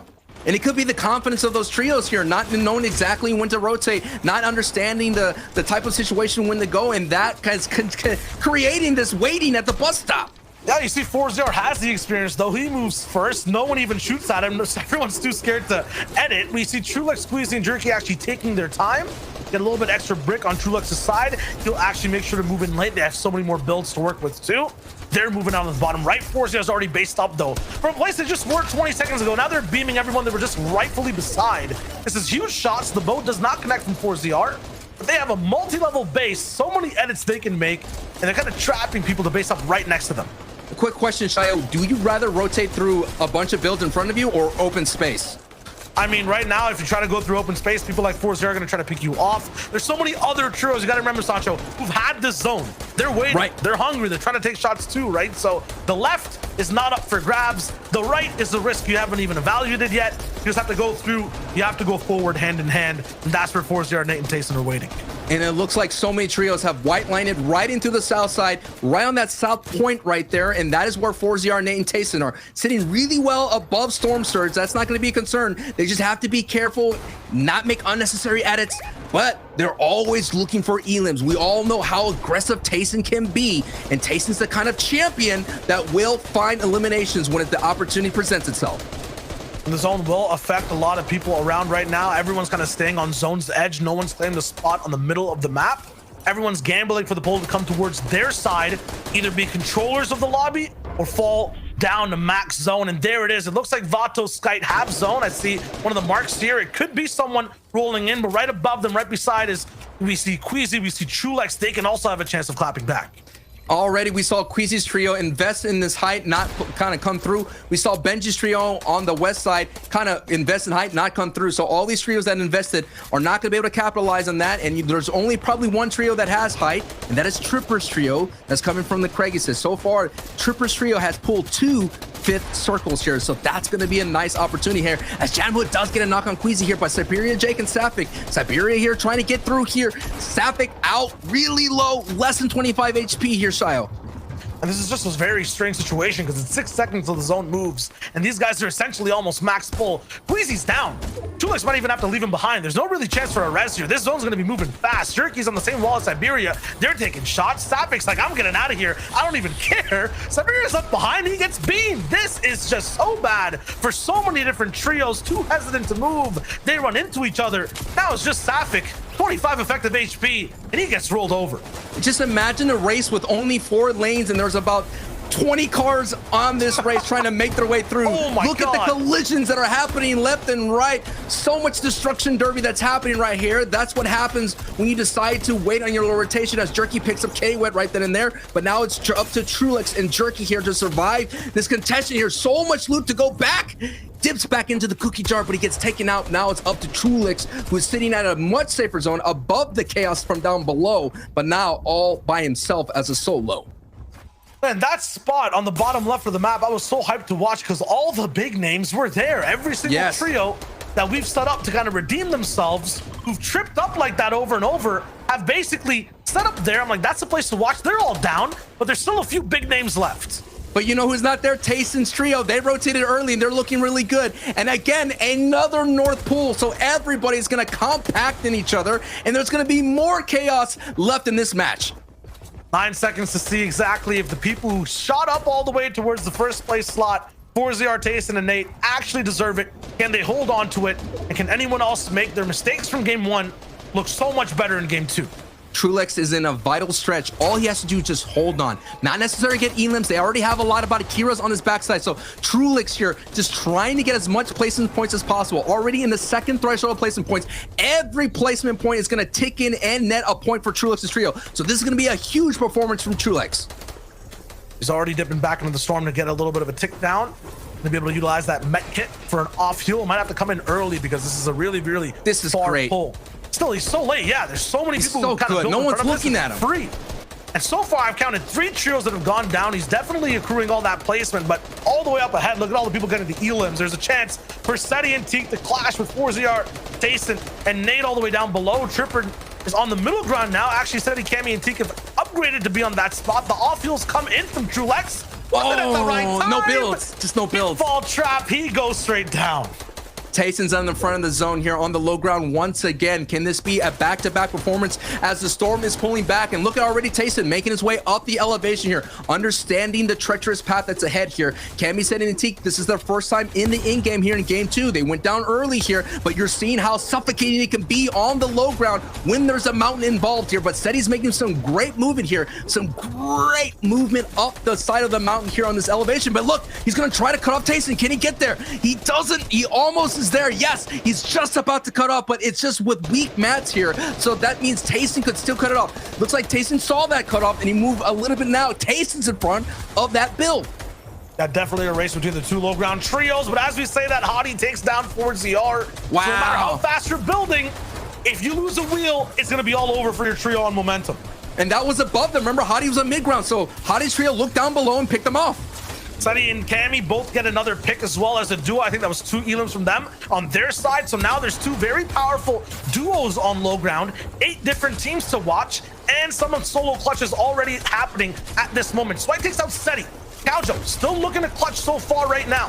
Seti's completely taken out now. Sweat gets traded back by Tripper, and Caljo goes down to the storm to Tripper again, so he's operating on low as well. He goes on to Vato inside the same box all the way on height. These guys are just watching. They're merely just watchers, not even making sure they have any much of a say on anyone on low ground. Height's basically invisible. Skite's got big picks. Hottie gets Vato again. Low ground is so volatile that Cammy's forced to go for the medkit play. Now he looks to drop down below. What's he gonna find? A little bit of chaos. There's a little bit of a river all the way on the bottom, so no one's actually taking it just yet. Nate is surviving what looks like the Tayson right now. They have a little bit of low control, but Cammy's opened up a door. He's looking for the next shot. Bo Stink right there, and Casper going down in front of him. This is a sneaky shot. He can land, and he does. Oh my! A huge one for Cammy, but he gets traded out instantly. Hottie has been getting so many elims in the feed here, I guess from the grave here, but oh my goodness, what a big elimination from Tayson. Now a solo star trying to rock away. 8 elims so far for the trio here. It's a top 3 situation. Victory out gets a 4-point bonus here, so this is going to be a big game to kind of compartmentalize with that first game that Tayson, Forziar, and Nate have here, and he catches, but Hottie is still alive. I just didn't see him. Hottie, he gets Tayson too. Are you kidding me? He's absolutely insane. A 180 shot on the Nate. Big shots on the Tayson, but it's not enough to win. The invisible trio all the way on height. 6 eliminations. Nexus will take the VR in game 2. 6 elims in the Victory Royale. They were being spectators for a long time in-game, and then put them right opportunity to kind of make their presence known to get that Victory Royale. But I just didn't see, like, I saw Hottie in the feed, didn't see him at all, and he just comes out of nowhere and snatches Tayson. What a great game. He was 180 shooting. It was crazy, but that was a little bit of a mysterious game. We're going to need the help of Zeke, Levin, and Reese to show us some of the things we missed in game 2.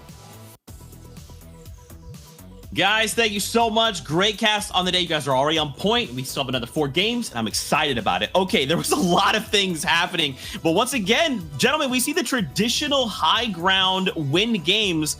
But again, you know, Levin, Sancho's pick, they're making that 2nd place run. This is twice back to back. I'm going to tell you exactly what kind of day this is going to be. This is a day for Tayson's trio, for Elokratz's trio to just absolutely roll through everybody. Like, what is that? Like, both of these teams in certain moments looked like it wasn't really going to go too well. Like, when Forzia went down, I was thinking, oh no, that trio's things aren't going to go well for that trio. When Trippin went down for Elokratz's trio, I was thinking, oh no, Trippin's gone down. But these guys still find a way to have incredibly good games. And of course, right, the high ground team there does obviously win things out, but you know, if those 2 teams in particular are going to just continue to have these kind of games, it's wraps for everybody else. Like, those 2 are realistically just going to say 1st and 2nds for the whole day. Yeah, and for Tayson's team, like, when they don't have that momentum coming into the first 2 games, we've seen them kind of flop in 2 of the qualifiers so far. But when you look at Cash Cups extras, as soon as they get that steam rolling, they're in the station. They're way ahead of everyone else. So I'm really excited to see how they play out the next 4 games as well. They've been playing on their best game right now. Yeah, and it's like it's kind of like a mirror of a mirror, shy wager, of game 1, because we saw Hottie's trio once again placed in that 2nd position, but it was a very different situation, right? In this game, they made it that 2nd, but in game 1, they got chopped. I'm still like just thinking about that game and how crazy that was. Yeah, let's go through and break down that kind of final moment between the top 2 teams, who I'm guessing will still be 1st and 2nd right now coming into this. So you can see Trippern ends up actually dropping too far down low from high ground and gets punished for this. You can see Nate on the other side picking him up, unfortunately, now making this a 2v3 fight rather than a 3v3. But now notice, this is what high ground's looking like right now. You can see on height, we have Hottie and Elokrat still all the way up here in this kind of very awkward position. However, down below, right here, this is where we have Nate and Tayson, who are pressuring on the teams up above. So if we delete this, keep moving, the one thing we haven't seen from this angle is all the way down on this low ground, right at the bottom end zone here is where 4ZR is sitting. So he's sitting down here ready, and this team is pressuring them. They're pushing them way up. You can see continually moving higher and higher and higher.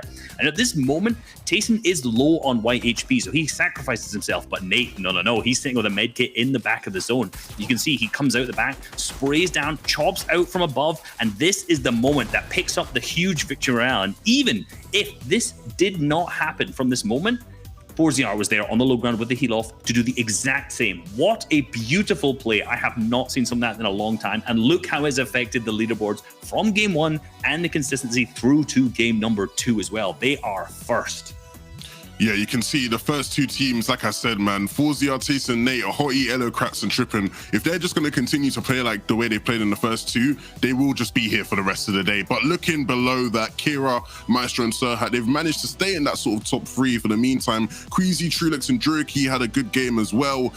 And, you know, all round, you know, once again, still a lot of the teams who you'd expect to sort of be in here. Look, I mentioned Airwax, Sky, and Vato needed to sort of pick up the pace. They have, right? They're sitting in 6th right now. It's still early days, but all round, I'm liking what I'm seeing around the leaderboard. The winners from last game, Next, Skriri, and Fusion's not a team that many had high expectations of coming into today, right? You know, but, you know, they've managed to pick up a victory Royale, which is going to do them well, especially in terms of confidence if they aren't able to get top 6 going into a reboot round type situation. So all round, you know, I've loved the way things have played out so far.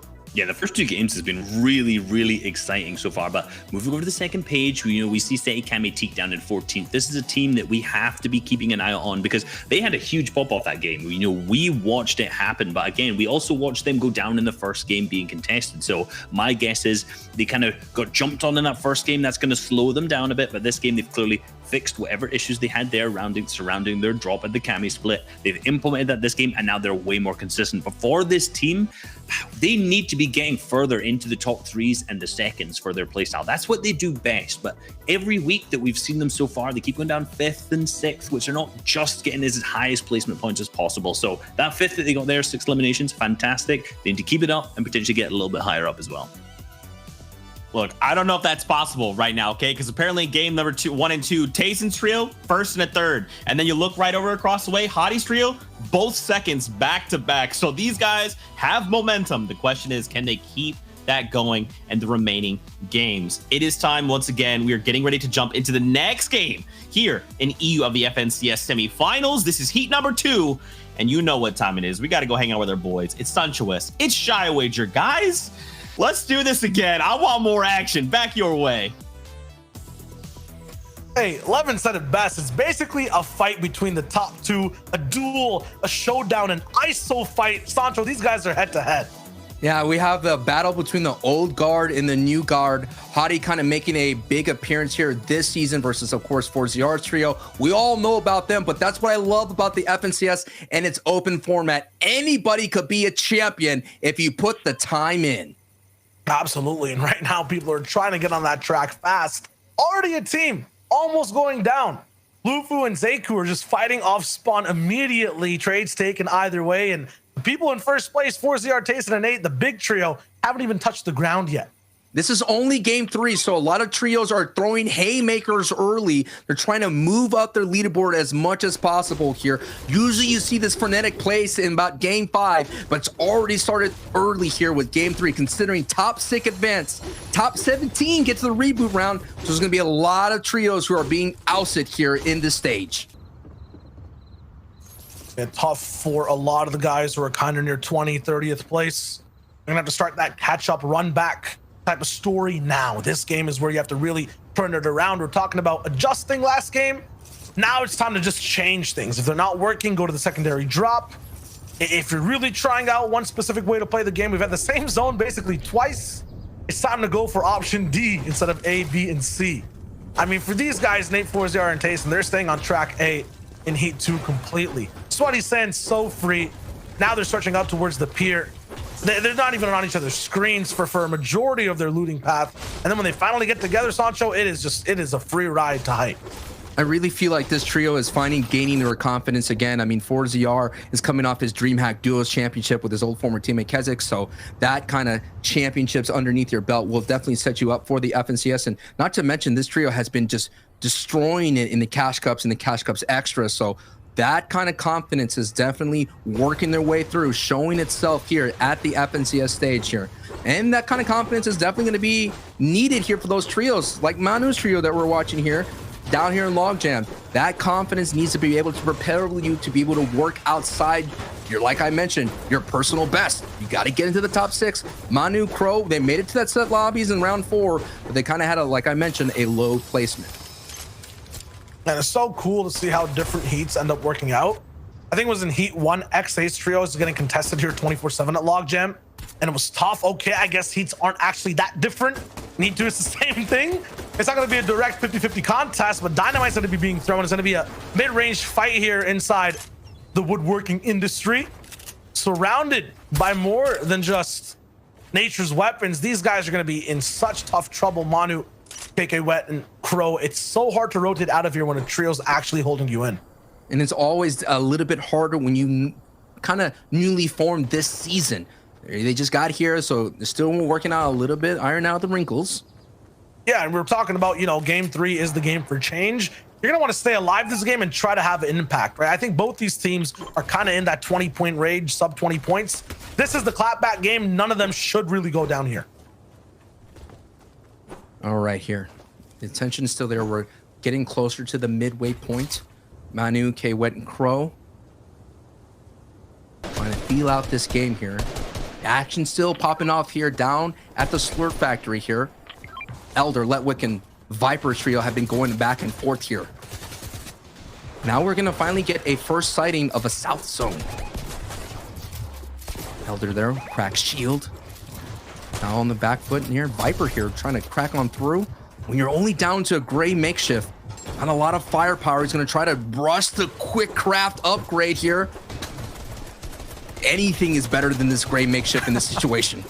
They can hear that, though. They know there's a little bit of trouble, but it's up to Rios to basically be the line that defends, you know, this entire trio on their box right here. I'm wondering when the clash actually comes through. There've been shots taken back and forth in this Slurpee fight. Nothing's really hit just yet. A desperate attempt from Elder to try to hit something. Freddy's not really happy about that. Get back down in the basement, my friends. Try again. This is definitely a standard defensive stance here from Leftwick. We've seen so many trios kind of retreat back into these warehouses, Shio. We'll try again in just a little bit. Can't really go anywhere, and they have zone for the first time, so will be a long fight. Still looks like no one's really hit. A little bit of a stalemate, but ammo's still kind of being used. Letwick, I would say, was kind of at the advantage, getting fast mats, but we see Viper doing the same. And there's the disengage. I was wondering when it was going to happen, but he's kind of lagging back to see a few of the shots, but I guess both trios have to play this game. You know, when the zone definitely does pull your way, you're seeing trios kind of be a little bit more aggressive, considering that they could afford to kind of see the fight all the way throughout. But Freddy's trio decides to, let's go ahead and disengage, work our way through, maybe get a better position in zone 2 here. As you can see, another trio's out in the distance there in Weeping Woods. We all know that's a very great spot, that little kind of hill for Weeping Woods right next to that gas station. You can get some nice Storm Surge tags. But it looks like another stalemate, as Shio mentioned, but that's Matso's trio making their way through. The stalemate is about to get entered into a third-party situation here, and Freddy's trio, who choose intelligently to disengage, will be the meat of the sandwich here if Letwick's trio decides to push forward. These guys are going to be holed up the entire time. You got free shields all the way around. Going to be looking at doing quests. Going to be looking at just making sure everything's farmed up. Looks like they're almost done when it comes to Viper's trio on getting all their metal up. But yeah, as Matzo tries to roll in, he gets beamed. Freddy's ready right now for any type of I don't know, irregular activity going on around him. He's kind of been the person all the way on the highest elevation of the trio, even inside that mini box fight. It was like 2 layers up. He's looking for the beams, and he's spotting the differences between 2 pictures, circling them out and winning at this, you know, shoot off minigame. Freddy's trio in 27th place at the moment, so really far outside the top 17. So getting these eliminations would be very valuable, considering they're 2 points. And right now, this is the kind of thing you got to turn it around. I always see game 6 is like those kind of a string of games. You got to work in pairs. You could have a set of 2 good games, 2 bad games. And it's all about eliminating those 2 bad games. Every trio that I've seen throughout the entire FNCS, and especially in this heat, they always have a slew of 2 bad games. Matsu and Ruru are trying to get that fixed right now. It's going to be a 5-party fight here. This is going to go crazy. Gas can thrown in the mix. No one has builds now. If they did, they're gone. Going to have to rebuild straight up, and already on metal, it's looking rough. Manu, not like this. Another big shot. Now switched over to wood. You don't want that when there's fire. Canel's looking in for the edit. Sees Crow, doesn't actually get the shot off fast. And it looks like it's just these 2. There should be a few people in Slurpee maybe coming through in a sec, but yeah, one of the guys from the other trio just completely runs away. And now it looks like a favorable 3v3 for Ruru's team.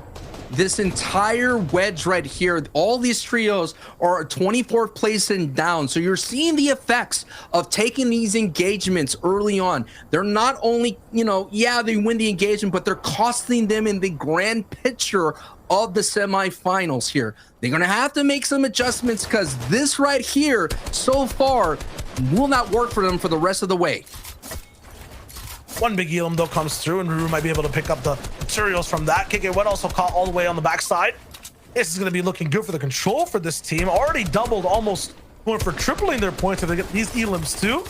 Now Ruru's trying a little bit more of a direct approach. Got to be careful once you get inside these boxes though. That's where edits can come by fast and you catch yourself a little bit off guard.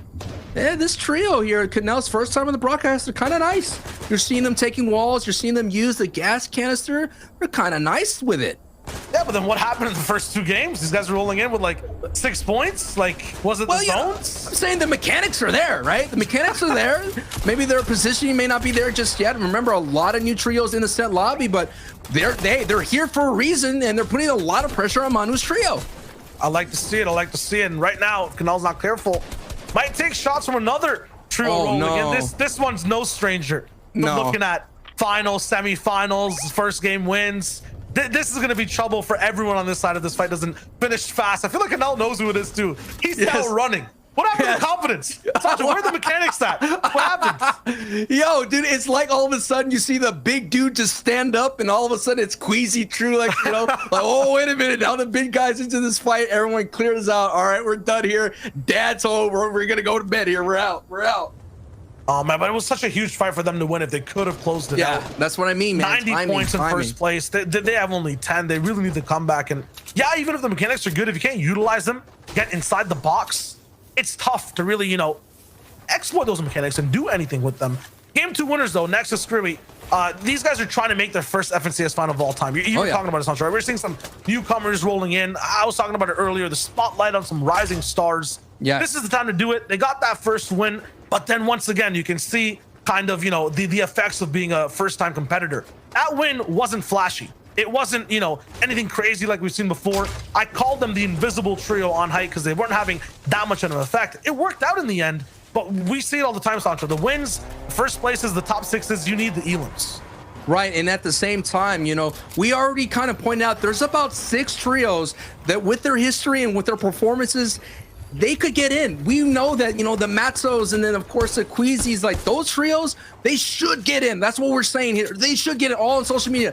They should get in. It's these trios like Nexus Trio that we haven't heard of yet. They could make some big changes in that leaderboard and they can make appearance in the finals, and that's hype. Very hopefully. Right now they're in 8th place, 42 points. Right beside them, some of the people they're trying to, you know, be in the same lane as. You got Syphic, Siberia, Irazumi. We got Amplify, Matzo, and Benji very close to them, 5 points away.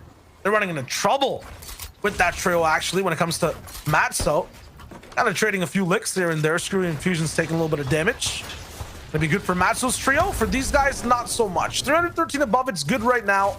But as we've seen, as soon as we get to the next surge threshold, we need 50 players alive in that 4th, 5th zone. You're gonna need to double this at least. And we're seeing the metaphor in motion right here. The battle between Amplify's trio and Nexus Trio. The old guard versus the new blood sitting toe-to-toe, standing at each other here. You're seeing right now, Amplify is trying to make their way through. So it's kind of reversed here. They're trying to push their way through, but they're being held out. Nexus Trio is being held out by that big wall from Matzo. So it's quite fascinating to see how this all play out. And looks like Nexus is going to have to retreat back into the storm. Man, I don't know about this one. I always say that every fight, every shot and engagement is a conversation. I get it. Oh, yeah. These guys are in trouble, but the way they're playing is basically in this conversation saying, hey, we're scared. We're not confident totally in the fight. This actually might be a smart move overall. But Matzo might follow these guys in knowing that they never took a single shot back at them at all. And Matzo was completely exposed on his ramp. So smart rotation still, but it looks like their confidence is kind of faltering. I've been in those shoes before when you're seeing somebody like an unknown army sitting across the way. You're like, I don't want to take a peek because I know I could get beamed. And once I get a tag, they're going to push me. So they have that fear in them. I feel that it's a great play to make, though, regardless. The smart disengagement. Live to fight another day, young man. Yeah, very, very good in this engagement. It's just you have to be able to at least respond back a little bit. It's going to be hard to track them the whole way through. We'll look to see another day. And so will a lot of our top trios in the lobby. 4ZR's popping off. I think I just saw Cammy or Teak actually, yeah, get another pick as well. Chashi in the middle of the map is not going to be able to make his signature rotations. Another one, I think a full Elam from 4ZR. These guys are eating good before endgame even starts. Let me go ahead and tell you about Sapphics Trio here. What's quite interesting, they, like I mentioned, they finished 15th place in the previous FNCS Season 4, but in the reboot round, they finished 9th. So they have experience in that reboot round, but you can see they felt close to that heartbreak. They want to avoid that. Right now, they're sitting at 10th place here. So they have some work to do to get into that top 6. So there's so many different storylines, so many different threads, and Shayo and I would do our best to present them to you today. A little bit easier to kind of point out as well as the games go closer towards number 6.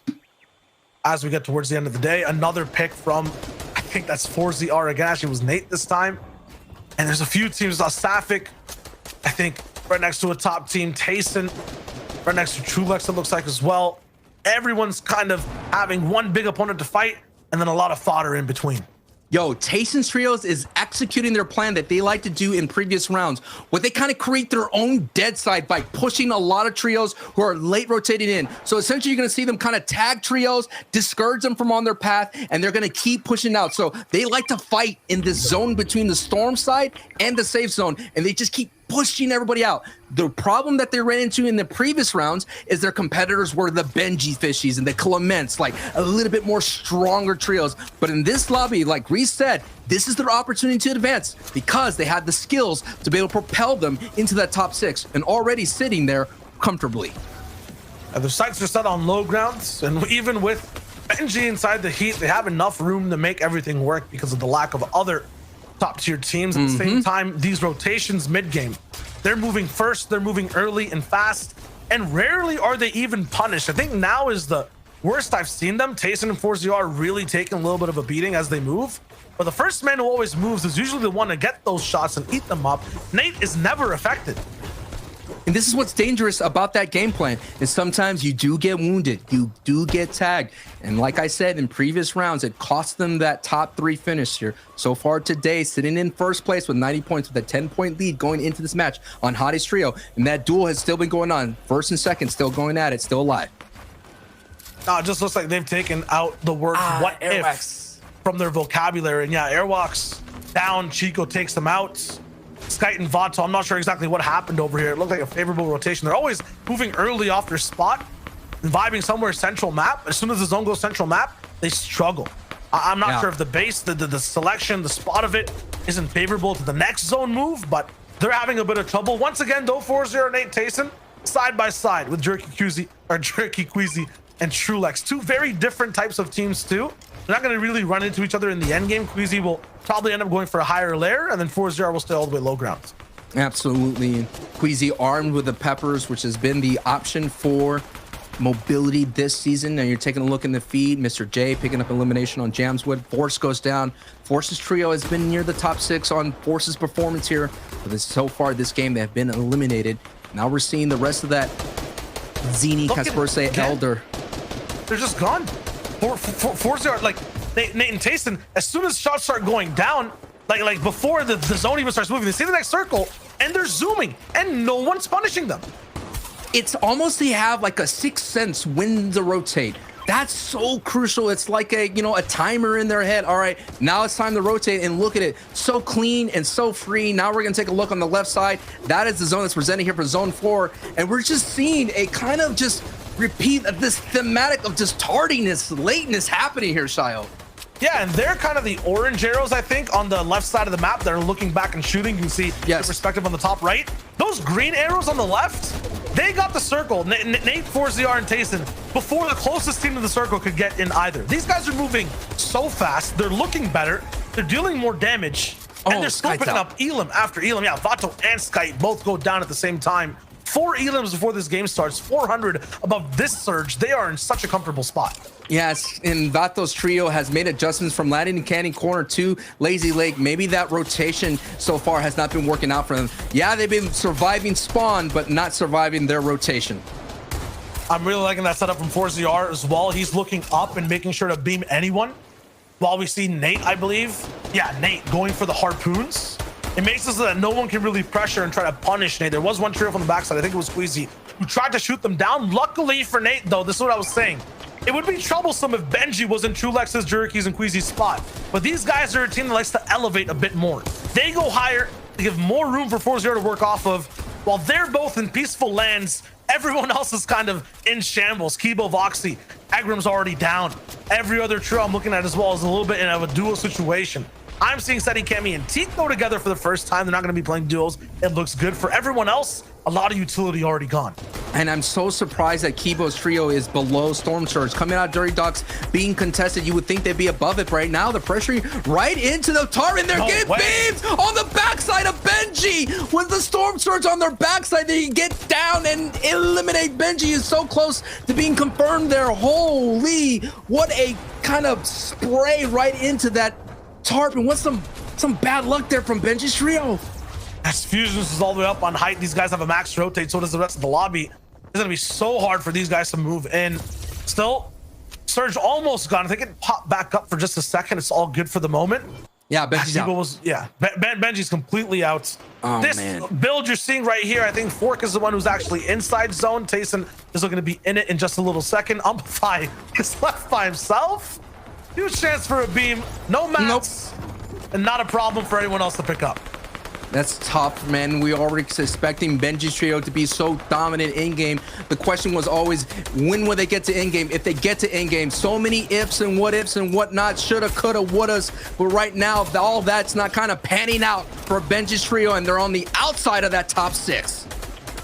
Main spotlights on Tayson, Nate, and 4ZR. They're set up on a river, but they're trying to interrupt the flow of every other trio in the lobby, picking up the loot with the harpoon. No one else can really capitalize. Stopping Mick the Beast when he goes for a dive. He's gonna get shot down 3 times over and over. Actually, he escapes. Nate goes for the pump. He's actually back down into Nate's box. They're making everyone basically just eviscerate, completely evaporate if they move in their sight lines. They're making it look so easy right now. Having not left this little post, getting so many tags, and now they're going to be able to make a clean rotation in. And already with the side of the green light going off, Tayson's already moving their way in. Look at this. No one's here on this right side. This is beautiful execution from Tayson's trio. And while these guys are up good on their elims and on their lair, I think I just saw Hottie and Tripper and take down Seti, Cammy, and maybe even Teak on their side of the zone. And we saw those guys were pretty high up.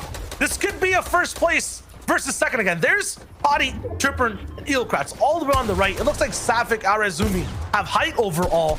Might see a clash of first and second on low ground if Hottie and Tripper can't make it all the way to the top.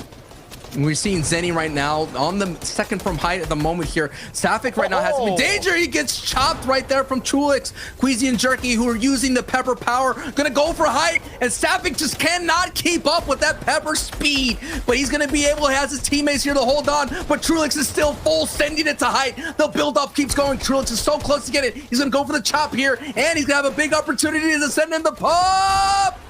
Oh no, he doesn't look up. He gets hit from the backside. I thought he was gonna get that chop, Shio. It was so close. Still, this man is moving fast as a train that's got no brakes. Squeezy goes down on this whole trade. They end up with height though. No revive possible. He gets full finish. He had all the elims too, so maybe some of those refreshes were on his body. Doesn't matter. 4ZR still popping on low. We're gonna be in the Trulex and Jerky type of endgame. You know these guys love to punish when they're on high ground. Everyone on second height should be in trouble. At the same time, Nate, 4ZR, Tayson all alive. They're looking good, but a little bit unhealthy too. Low ground is so hard to navigate with these rivers. Oh man, but Nate, Tayson, and 4ZR, look at the output that they have. 11 elims, 125 points, and they have a clean tarp to work their way through. A couple of them many builds here, so they have to keep their head on the swivel, and they have to watch out from above to kind of spin on through. But look at it, no name tags in front of them, only one, and that Nexus trio from the other Victory Royale. All right, they're going to be running into someone right towards their other side. A huge shot onto Nate. That's gonna be trouble. He's gonna have to walk all the way back, go for a different lane. It looks good, but zone is pushing in. 2 of the teammates are gonna have to go over. Tayson's already inside the zone. They're gonna have to move. Hottie's trio picked up 2 elims in the feed. and they're gonna keep going. At the same time, Tayson's looking to be the center man, the front man of the lobby. Voxy goes down to Fixie in the feed as well. iResumi's popping off. They might have lost height, but they're not out of the game. A big trade on to Fixie while everything goes down. Nate looks for his next target, but it's peaceful on this side of the map inside the river. iResumi finally traded out towards the end. 6 teams now left. We're getting the high placement and high pressure as well from this squad, who's beaming anyone else on their lair. They haven't switched. This is one of the hardest spots to play in and with, and they're looking so good doing it. Here comes the elevation here. The layer switch pulls off, and they're running right into Sun. They get a nice knock right there. Nate 4ZR Tayson with a phenomenal performance here with eliminations here, looking to get another victory royale possibility here. Now they're looking strong in the low ground. Now look at high. Trulix and Jerky here trying to capitalize, but Hadi and Tripper in the mid ground with Elo Cracks have been getting so many elims from the second from high position. This is gonna get crazy. 4ZR Nate Tayson, the unstoppable force, about to clash with the immovable object of Hadi. But right before that, there's other satellites in the way. We see Nexus, previous game winners. Fusion right there too, getting picked apart, edited, and just completely slaughtered. Oh my! They get completely eliminated.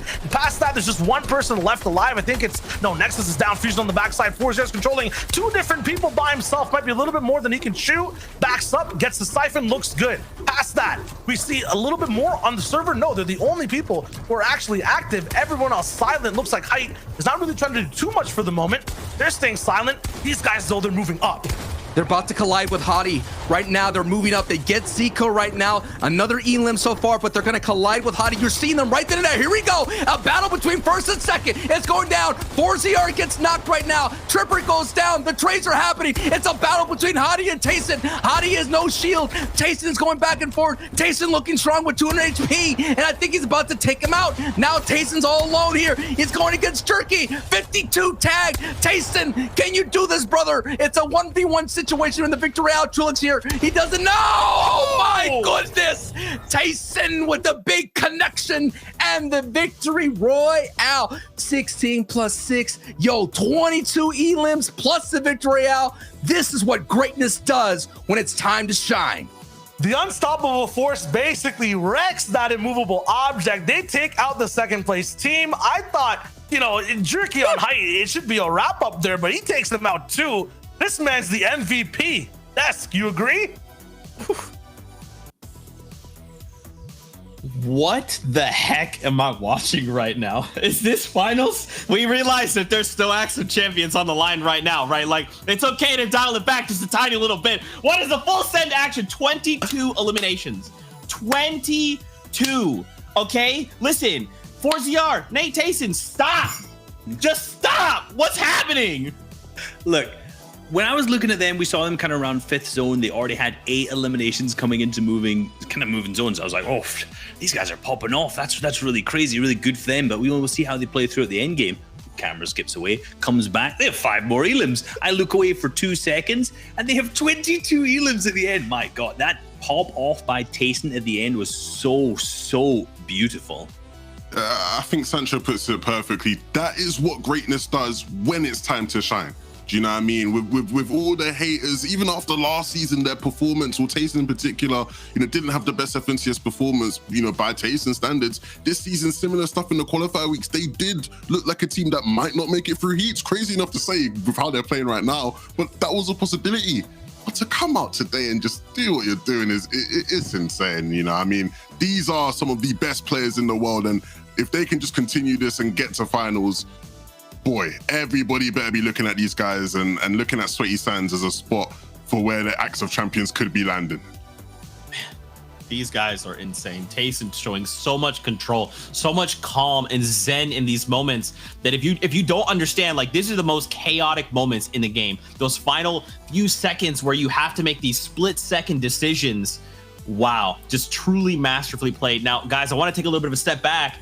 I want to get your kind of general thoughts on these first 3 games of the competition, where we've come from, where you guys think we're going, and just to kind of talk through things you are enjoying.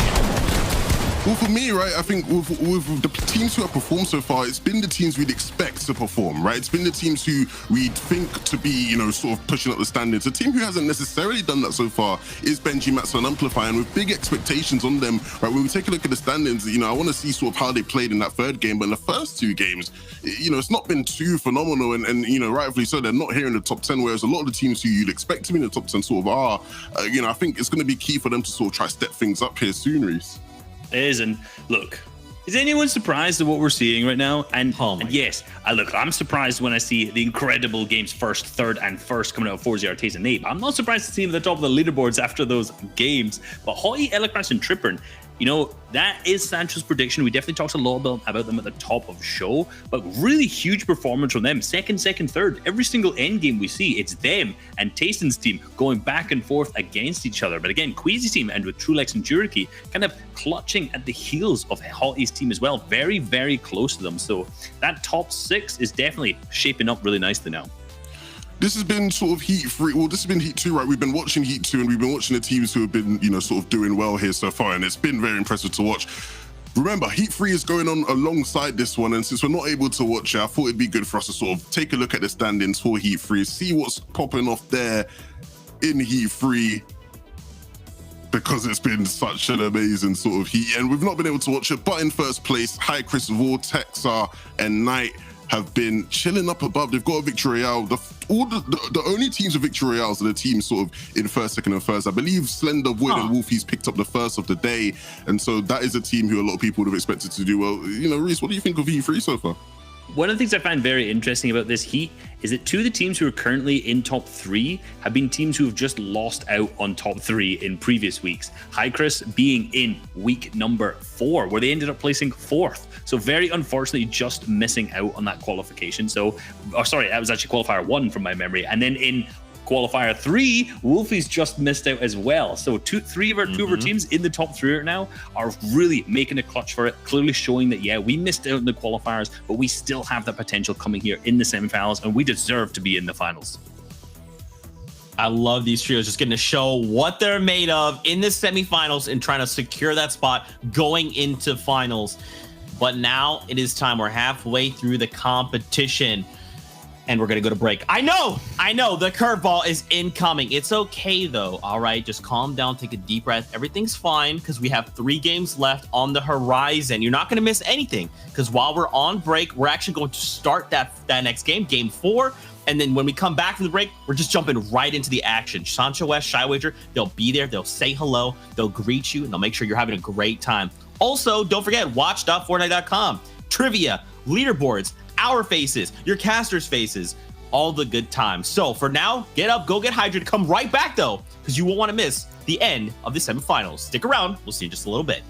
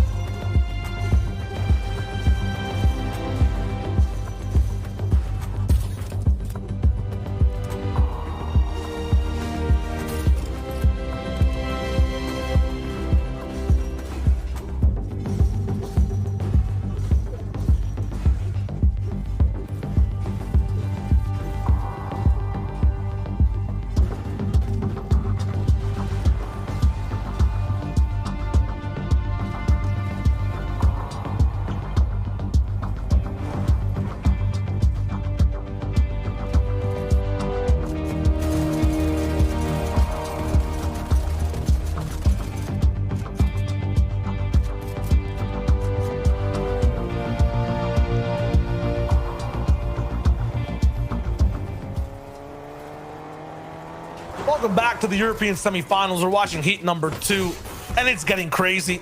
2 teams near the top. Our third one trying to keep up. Tayson, Nate, 4ZR are the ones all the way up there right now, Sancho, and they're playing so well. Rarely do we see 2 teams constantly duel and duke it out at in-game. We're talking about like top 3 finishes, in-game scenarios where they're just clashing. It's amazing to watch. This is why I love FNCS Fortnite. Yeah, game 1, we saw Nate with a big shoot down onto, I think it was Elocrats and Tripper and all the way on height.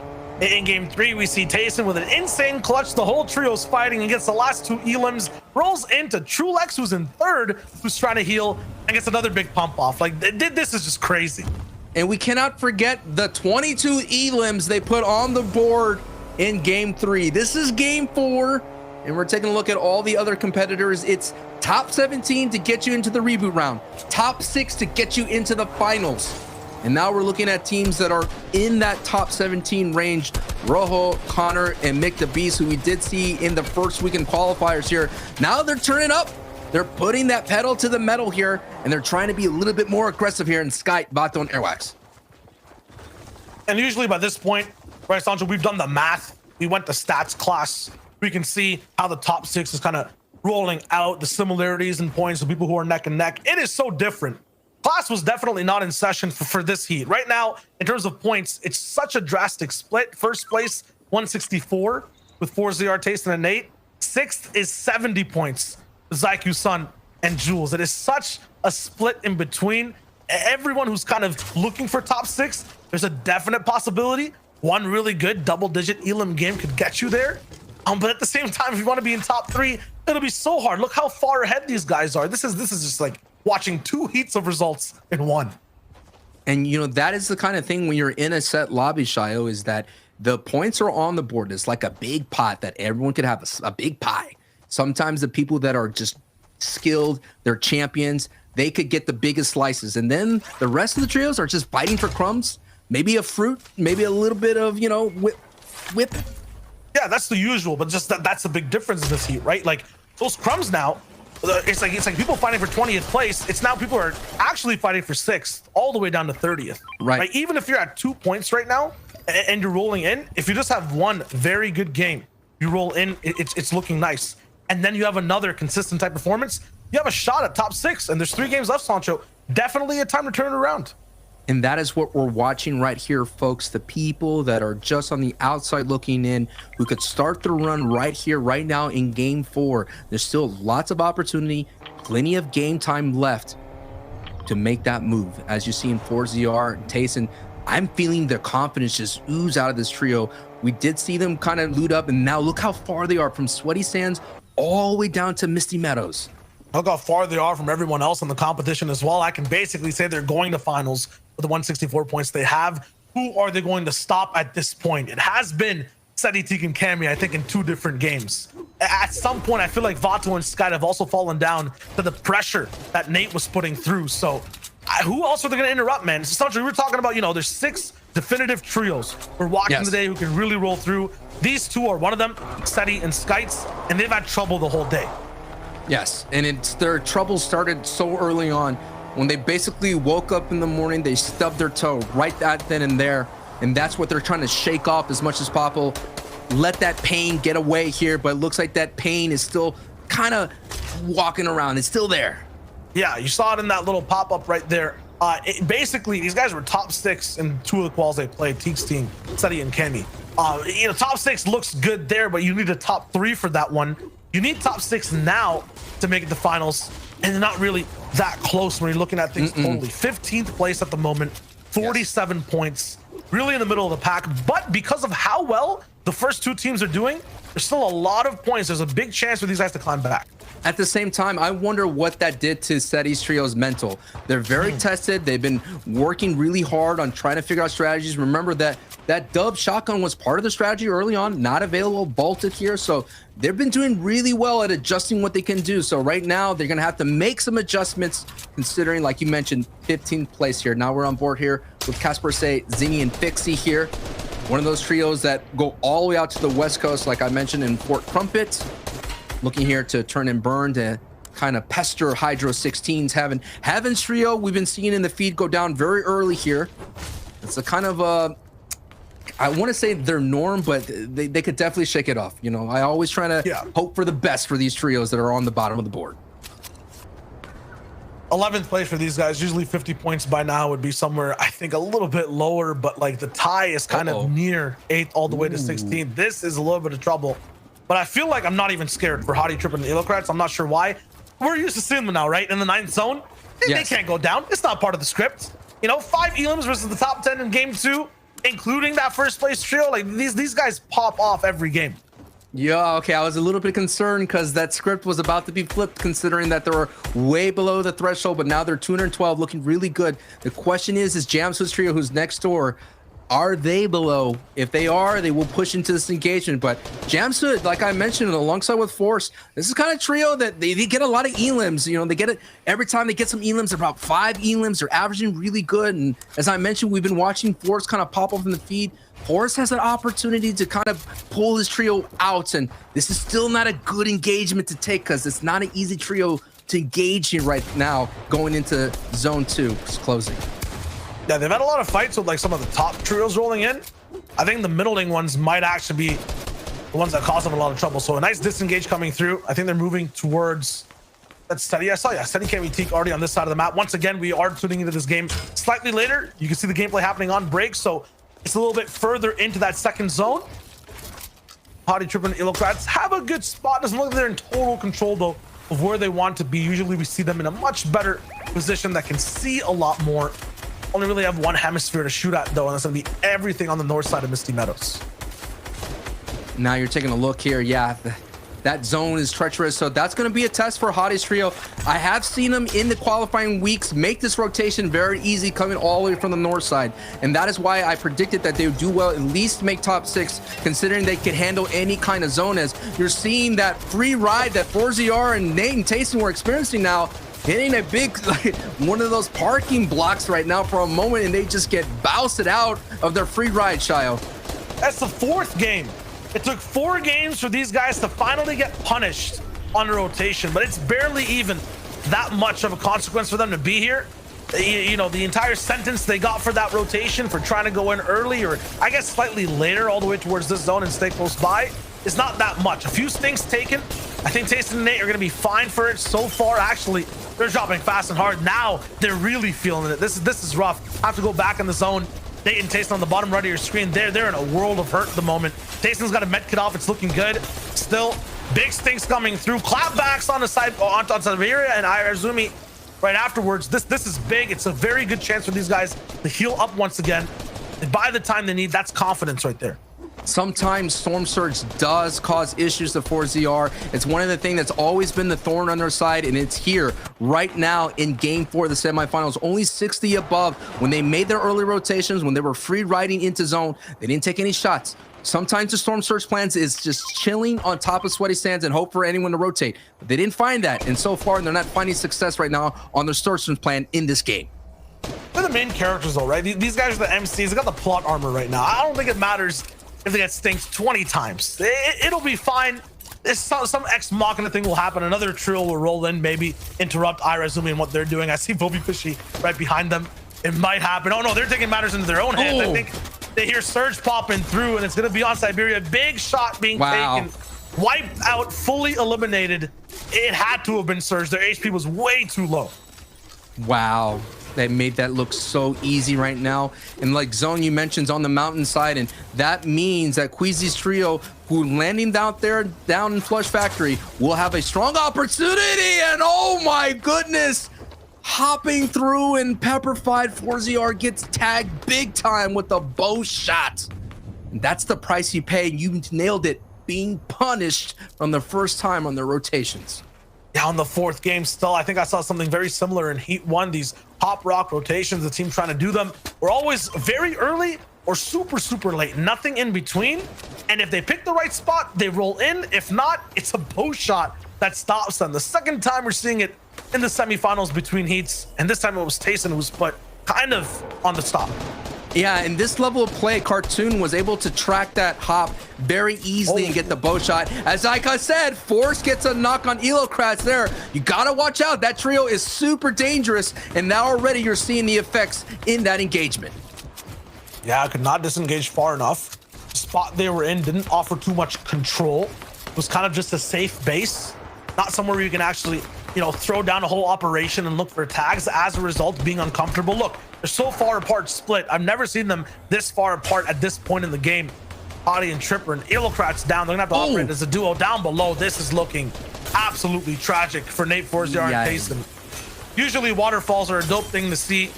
Usually it's a scenic view when you're on the bottom of a mountain, but man, flames, gas, lead, bullets, fire. These guys are just stuck, and it's still being thrown. Tayson's gone. They have to swim in a river with no oxygen mask, no scuba gear. It's deep. The current's high. How many? There has to be a boat, right? That just keeps getting thrown. It's the only reason they're kind of still alive. The radius isn't that high, but this is terrible.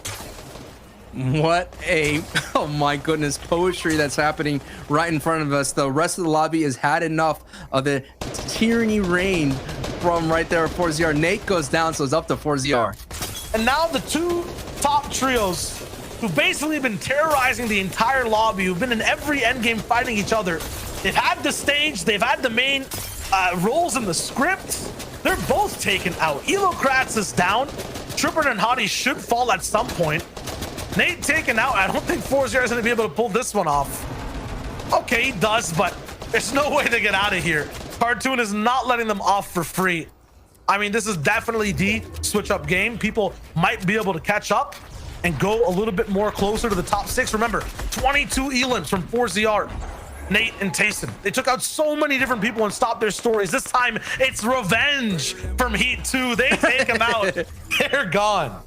Hey, when in doubt, man, just emote out. You know, that's it. Their ride's over. The number 1 spot's done. But hey, I think they put in the work, like you mentioned, to make it here, unless they follow up again with a low point game here. But the action's here for game 4. On the other side, our second spot here, Tripper goes out. 1 and 2 have been taken out in game 4 easily, and that opens up the door for Benji's trio to make their way up. That opens up the door for Seek, Teddy, Seti, and Cammy to move up as well.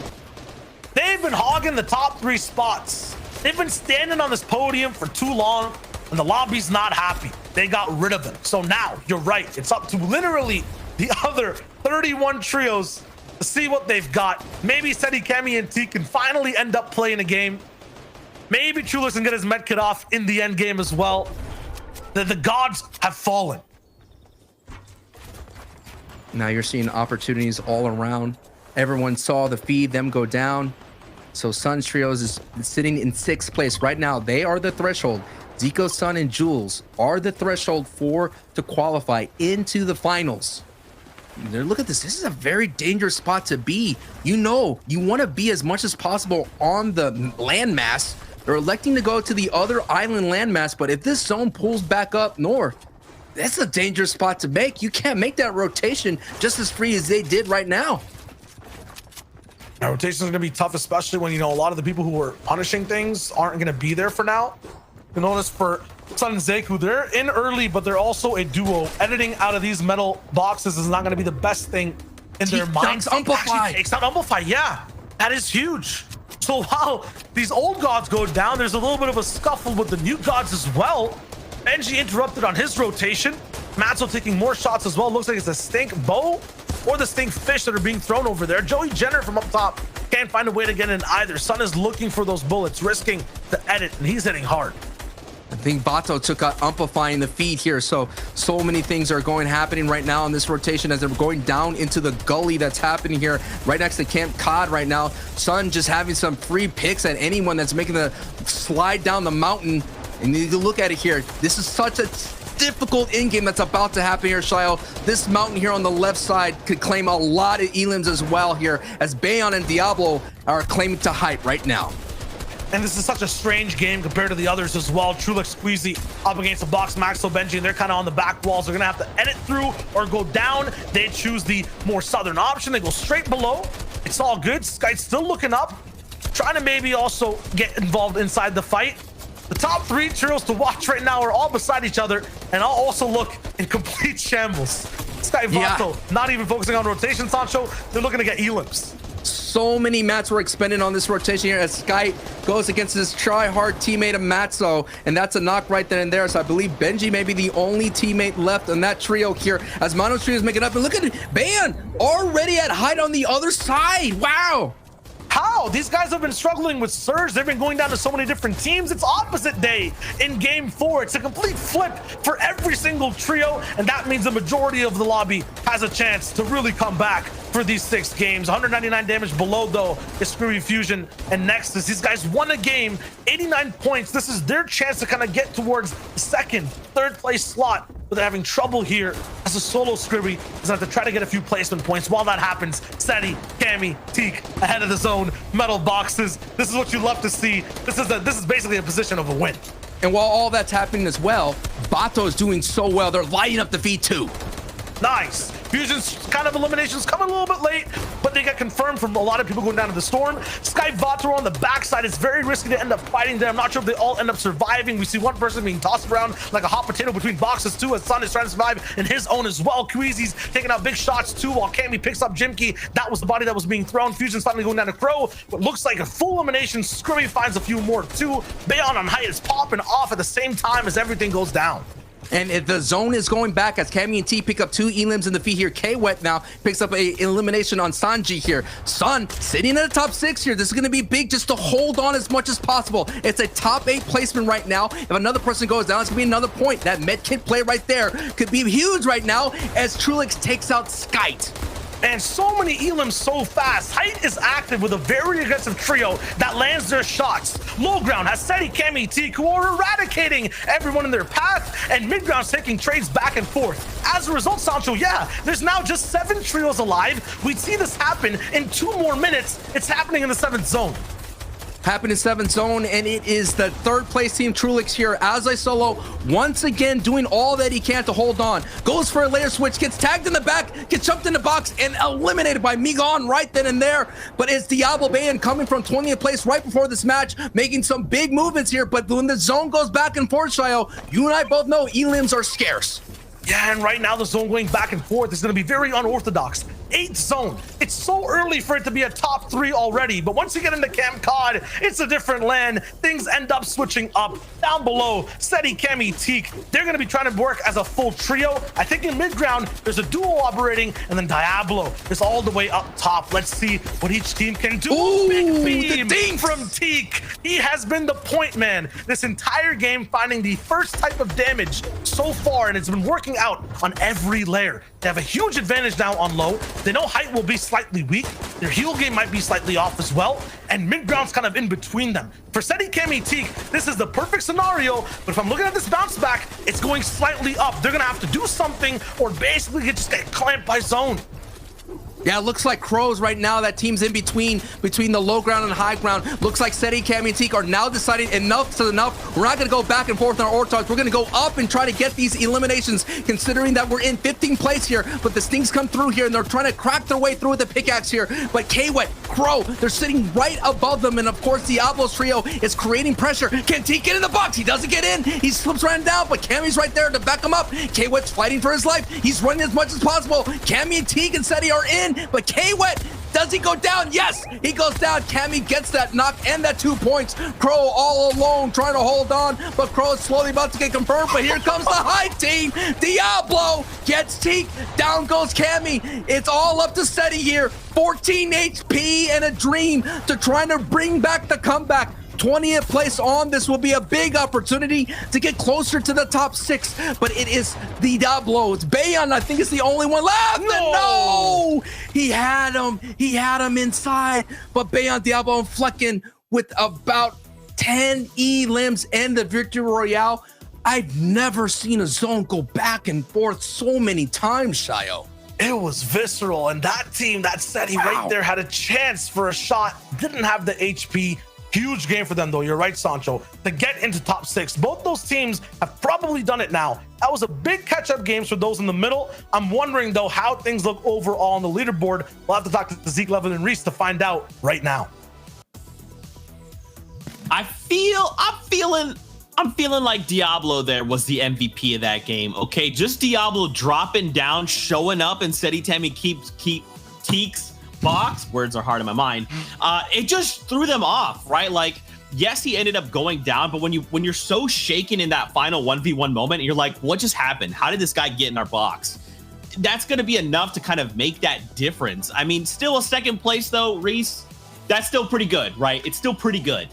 It's still good. And remember, I was talking about City Kamitik earlier, and when they placed 5th, I said, you know, this is the playstyle. This is usually the worst of their placement, placing 5th, and they need to keep going further. And that's exactly what they've managed to do here. They managed to get up into the second with 8 eliminations. So huge game for them. That's going to skyrocket them up. And like we already mentioned, Diablo, Flecken, as well as Bayon. These guys, right? We saw, I said at this kind of top of the show that these guys really needed to pop off because they were contested in Dirty Docks. They were going to fight over it, but there really hasn't been happening too much. So they've seemed to come to a civil dispute over this POI, disengage, and look, it's really working out for Diablo's team.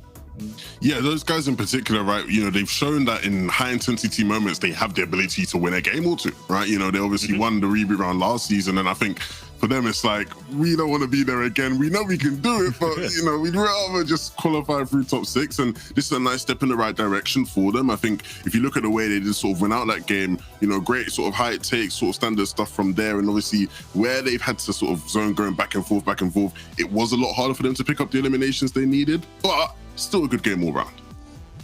And it's a little bit different than what we've been seeing, right? It's interesting that the lobby's finally like, okay, listen, Forziar, Nate, Tayson, we're done. All right, we're not going to get bullied anymore. You guys are falling first, and now they actually have opportunities to breathe, right? This is a very different experience than we've been used to seeing. Yeah, we're used to seeing this trio in the top 2 and the top 3 as we've been seeing, but right now you can see them positioned on this hill for Storm Surge. Now they've actually rotated here very early. This is near Misty Meadows, and they drop in Sweaty Sand. So they've gone here very early. But why? Well, if you look on the map here at their position, they are right down here on this little hill. And you notice they've come all the way from Sweaty Sand, so they've kind of rotated in this path in this area. But why this spot in particular? Why on this hill? Well, if you notice how many teams are stuck all the way around here, and none of them can really rotate very easily because they have to kind of come up around this area, use the zip line up here, go past. So they have perfect angles and perfect shots on so many of the teams in this kind of area that's all the way around them. So what actually ended up happening a little bit later on though was unfortunate, because when they started to get rotating, right, when they started to move towards Misty Meadows, they did go a little bit too late. As you can see in the car rotate here, they stayed way too late, and yes, some of those teams had ended up rotating actually in front of them, meaning that they're getting pressured over and over again, and eventually this is what ended up picking up Tayson, and then this is basically the downfall, just that very slow rotate. So good positioning, but overcommitted a little bit too much. But look, let's be real, they're still at the top of our leaderboards. Yeah, it's going to be hard to eclipse them, but there are teams catching up. Queasy, Trulex, and Juriki, I talked about them at the start of the day and how I really thought that they had the ability to really push to potentially just win out the whole thing. And they have a distance to go, but definitely making it up. Hottie, Elocrats, and Trippin as well, you know, have still been incredible coming out of Craggy today. In 4th place though, Zayko, Sun, and Jules, not necessarily one of the biggest names coming out of this heat, but they performed well on the day. They've been relatively sort of consistent here and there. They've been getting the limbs, and so it's been, you know, it's been a great day for them. I think looking at all of these people here still, you know, even with the surprises, the teams who are sort of surprises to me, Reese, have really impressed me when I've seen them in the end game scenarios. So look, Zico's team is not a surprise to me, because if you remember back to Qualifier 3, I was talking about this team. I'd said that in this trio Cash Cups alone, they had actually placed in the top 5 in 3 different occasions. So coming out of nowhere, a team I hadn't really heard about, but these guys have some really good earnings and some clear reputation, and they're a real up-and-coming team right now of Zico. We haven't necessarily actually seen too much of them. They haven't seen their limelight, but the last 2 games, 4th and 8th with 11 and 3 eliminations respectively, these guys have the capabilities, and it looks like they could be going to the finals next week.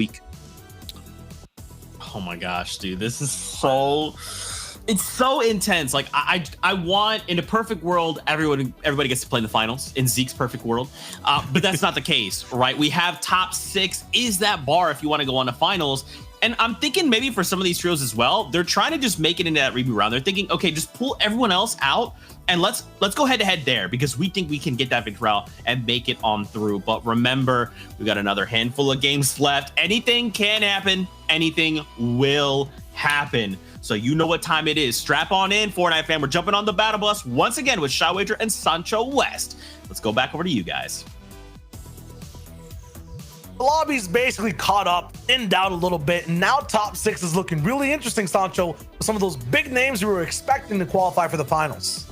We're seeing the EU region time and time again make a comeback in these last 2 games here. So if you're in the top 3, you better watch out. If you're in the top 6, you definitely better watch out because literally from 15th all the way up could make one big pop-off game and get you and eliminate you from this finals. Woo! Man, this is what we're talking about. Game 5. Yeah, reboot round's also happening tomorrow as well, so people are trying to roll in towards that middle place slot. Like it's getting crazy. I don't think I ever want to be in a reboot round, as there's only 3 opportunities to get in. As you're seeing, Force Jam's Hood in a different situation that they were before here. This has been a battle that's been happening in the entire day here in Misty Meadows between Lewis's trio and Jam's Hood trio. We were talked about like a diplomatic split that was happening over there in Dirty Docks. Looks like diplomacy is over here for Jam's Hood trio and Lewis's trio. Yeah, they were looking a little bit back and forth. James has gone down. I don't think to Joey Jenner specifically, but other trios around them. Now the bullying finally comes in and it gets up close and personal, a physical fight. Bullets, oh my God, Diffs, no way. You was that trade, that was insane. I'm not gonna take out Joey Jenner or Edison, but man's AR's on point. Hey, you go down without a fight, with a fight, you know what I mean? You let them know like, hey, just because you're here. But that's gonna be a nice opportunity for Lewis here to kind of rain hold, to turn the tide that they're experiencing right now. Lewis, I mean, no stranger to the finals. Lewis in Chapter 2, Season 4, played with Andretta and Flois, and they placed in 5th place here. So Lewis with his with new teammates of Jenner and Edison, trying to make it to the finals this season. Upgrades all around the map. Fight at Craggy as well.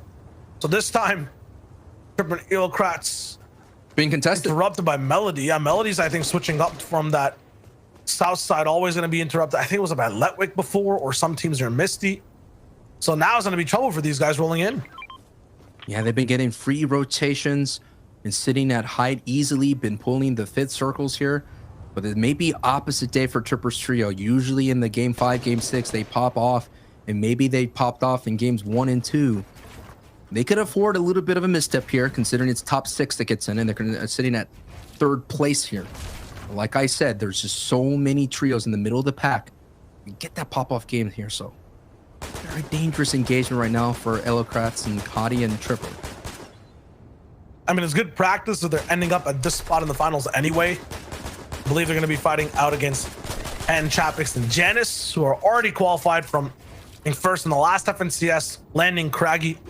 I don't think these guys are going to be looking to contest, but man, being this successful off of this spot, especially recently off the semis, does beg the question what they're going to end up doing in those semifinals or in the finals. You talking about practice, but I mean, Hin, Janice, and Chapix are a different beast. Yeah, and those are the kind of guys that you're going to be the other way around. Hottie will probably be playing defense in that scenario. So let's see how they get this engagement here. A zone is not near them for the moment. They're trying to find the angles, trying to break in. Looks like Freaky out there has an opportunity to send beams Eelocrats' way. Have to be careful here. Eelocrats sometimes goes down first in the Hottie Tripper trio. It's Melody and Spectre are putting in a decent defense here. Got plenty of builds here, so it's going to last a while here. That's another way to play defense. You said, respond back. Let them know. Let them know. So having that conversation back and forth, I'm wondering why they're stooping down to their level, though. Could end up rotating first. Maybe they just don't have all the loot they need. Trippin's looking pretty good with the gold pump. I think both the other two are looking good too. I think it's just a confidence thing. It might be an ego thing pushing for this. You don't want to be stuck entirely when you're rotating as well with the Craggy team. It gets kind of rough. Eelocrats still up top fighting Freaky. Duo down below. They're basically isolated. It should be free. A big shot back though. He has the biggest advantage for the gold pump. Trippin just can't find the shots. Also in the feed, Diablo's trio took out Ingram's trio, so that diplomacy is also over at Dirty Docks. Yeah, all the confidence right now from the teams who are higher placed, close to 6th, really seeping through in this game. I think that's one of the big things. They want to make sure they get those easy elims done off the bat. Every point will matter right now for those teams. I honestly think from 3rd all the way down to 6th. And I know that, you know, Elocrats, Tripburn, and Hottie are having a good day. 119 points, though. Definitely catch up a bull if they trip up, but it's not going to be happening here. Hottie with big aerial shots. Elocrat's going down, though. You know, Tripburn has that big pump, so as long as he's alive, the firepower is still there. Big shots from Hottie on the flank, too. And that is a fast wrap-up and more easy points into these guys' big total. Also, the Storm Surge kind of tricks in right then and there. Hottie, Tripper, Elocrat sitting in 3rd place. It's been in 1st and 2nd throughout the entire day. Here's a peek at the rest of the leaderboard here in the semifinals. Heat 2, 4ZR, 171 points for that trio. Queasy, Trulex, and Jerky, 123. This trio you see here sitting at 119 going into this match, able to add 6 points with those 3 elims. But now we're taking a look at the rest of it. Kibo's trio is out. Kira trio is out as well. Force trio's gone. And Lufu's trio eliminated as well. Game 5, man. This is where things get kind of intense right now. You knowing that you don't have a lot of time left to go. And talk about the reboot round. I don't want to go to that round. I mean, that's going to happen tomorrow. It's going to be intense. It's going to be 3 games of action. And if you've never, ever experienced Fortnite in a competitive level as a spectator, you're going to want to tune in tomorrow for some fireworks. It'll be crazy where only the win matters. Right now, though, South Zone rolling in is going to be very good for Trulex's trio. Yep. They're going to be at a very good spot down below. They're also looking to kind of stay inside the top 3 right now. They just fell after that off-spawn fight from 2nd place to 3rd in terms of Hottie's trio kind of going up. They're going to be the ones at risk trying to look all the way in and stay in the top 3. And so we have, you know, the trio of Vato's trio is going to be looking pretty good. The team coming out of Caddy is going to be looking really nice, but also that team that we saw in the early engagement, Lewis's trio down in Misty Meadows, looking very easy. But there's an engagement down in Slurpy Swamp on the left side. So you're just seeing right now the board is a repeat again, and of course you're seeing Hottie look at the rotation they have to make. There is a couple of triangles their way, but no one in sight. So it's gonna be pretty clean here. Get inside a chunker tire, make your way through, ease on in. Yeah. Sunzaiku and Jules, they're looking to be one of those teams very similar to Airwalk Sky Vato in a good spot right now in terms of the points they have overall to 4th place. Trying to get into those triple digits or hitting those triple digits, and now they want to stay in. They're kind of in the same spot as Nexus, Diablo, Seti, and Vato, like I just mentioned. Just had that recent game. It looked really good. And now off that, they're going to want to be even better. Like the first 2 games that Zaiku, Sun, and Jules played, it wasn't that good. They actually ended up being one of the first teams eliminated off spawn as well. But then after that, a 4th place and 8th place are looking good now. Vortexers, Castery, and Swite as well. These guys are rolling in at the bottom of the big pack in the top 10. They're in 10th place. They've had 2 good games wrapped around 2 bad games, the 1st and the 4th one. They've made almost every end game kind of, but they want to make sure they keep doing that here. They're playing that consistency type beat. And they formed in week 2, the qualifiers. They only got as far as round 3 and qualifier 3 as well. So NSF Lobby doing solid in the middle of the pack. That right so far qualifies them for the reboot round standing here. Let's take a look. Force Yards Trio had the first 20 plus elim gain in heats this season, and it was phenomenal. We talked about the 8 elims they had right before the first movement, as Reese pointed out, and then they were just able to rack up so many points with some clean gameplay. And now looks like they're in W key mode. Yeah, they are really just trying to milk up the confidence completely at a very, I guess, left side spot, maybe gambling on where the zone would go. See, it's not in their favor, so they fast rotate. See a trio in the way though. Letwick was just trying to farm up. Let my homie do what he needs to do. They trade out Tayson for now, but it's big momentum rolling in. Another big trade too, as Letwick gets eliminated. They got some big damage onto others. There's a reboot van available here fast too that these guys can definitely use. We know that Letwick's card is not picked up, but Tayson's is going to be kind of weird on the rotate. This is the adjustment that 4ZR's trio decided to make. Instead of just hanging out, chilling in a box, on top of a mountain. They decided now to get aggressive and go right into someone's face here. This is an adjustment to that Storm Surge plan that may pan out, but it's still, they've already traded Tayson. We already saw had a big clutch game in the previous matches. Here it is. There's the reboot, but to me, in a very kind of risky spot to be able to take over. Can't really build on it completely inside Slurpee from this angle, at least compared to all the other reboots you see in other POIs. It's not going to be a safe reboot by any means, so they might just go down to the 2v2. Might maybe move over to Misty to get that reboot off as well, but we know that, you know, that never usually happens. There's too many teams here. In this two-team scenario, getting Tayson back should be the top priority. There come the builds, kind of around the van. You can't just solo box with those, I just said. Have to invest a little bit more. Nate has to be on defense holding these walls. Interrupted. 4ZR doesn't get it off just yet. Oh man, this is going to take a while. It's definitely going to take a while. Slurpee Swamp has a lot of slurp barrels that can replenish shields. And this is the defensive stance here for Nate. They were the aggressors. They did key in here, looking for Storm Surge, looking for a chance to be able to slay that Storm Surge dragon that's been following throughout this entire season. 4ZR cracked, no shield here. Rehas getting a little bit more aggressive, knowing that 4ZR is without shield here, but they do have the slurp cannon. Once that gets recharged, here we go. Can be able to replenish their health again and go back to 200 HP. And there it is, the slurp barrels again applying some nourishment for 4ZR and Nate. Oh, but now more trios are finally coming in. The Storm is pushing everyone between Slurpee and then the zone. Time is running out too, and I think in just about 20 seconds, the reboot's not going to be possible. Elder's actually going for it. Nate hears this, so does 4DR. They've controlled a few pieces rolling up to the van, but once again, it's a big dome that's accessible on any spot rolling in towards this reboot. Are all these builds there? It's not anymore. The roof is kind of taken over by Rehas, so he'll go slightly higher to find shots all the way in with edits. 4ZR goes for the reboot now. Cryad's like, what the heck is going on here? I'm out. There's no chance people are fighting over a reboot in the second zone. They'll have someone to hold. The question is, which team will it be? Will any of them really survive? Big shot onto 4ZR. He's got the slurp cannon. He can't be going down here. Elder's still chasing all the way by, but there's barrels available. So much time to be able to delay. Nate is separated too.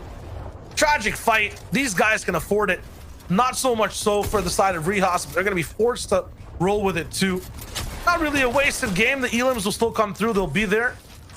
But man, this is going to be taking a long time for both teams. While it happens, Vato is getting some elims in the feed. There are still big, you know, things going on the other sides of the map. This fight will take so long. And Sanji is also rolling in through to get a little bit of a piece of the action. You may be wondering why Nate and that trio duo mate are so invested. Bring back Tayson. That is the FNCS Solos champion. That is a two-time FNCS champion and winning with Mongrel and Mitro in chapter 4 season 4. So that is why he is so valuable to their team, and they want to resurrect them from the Elim grave.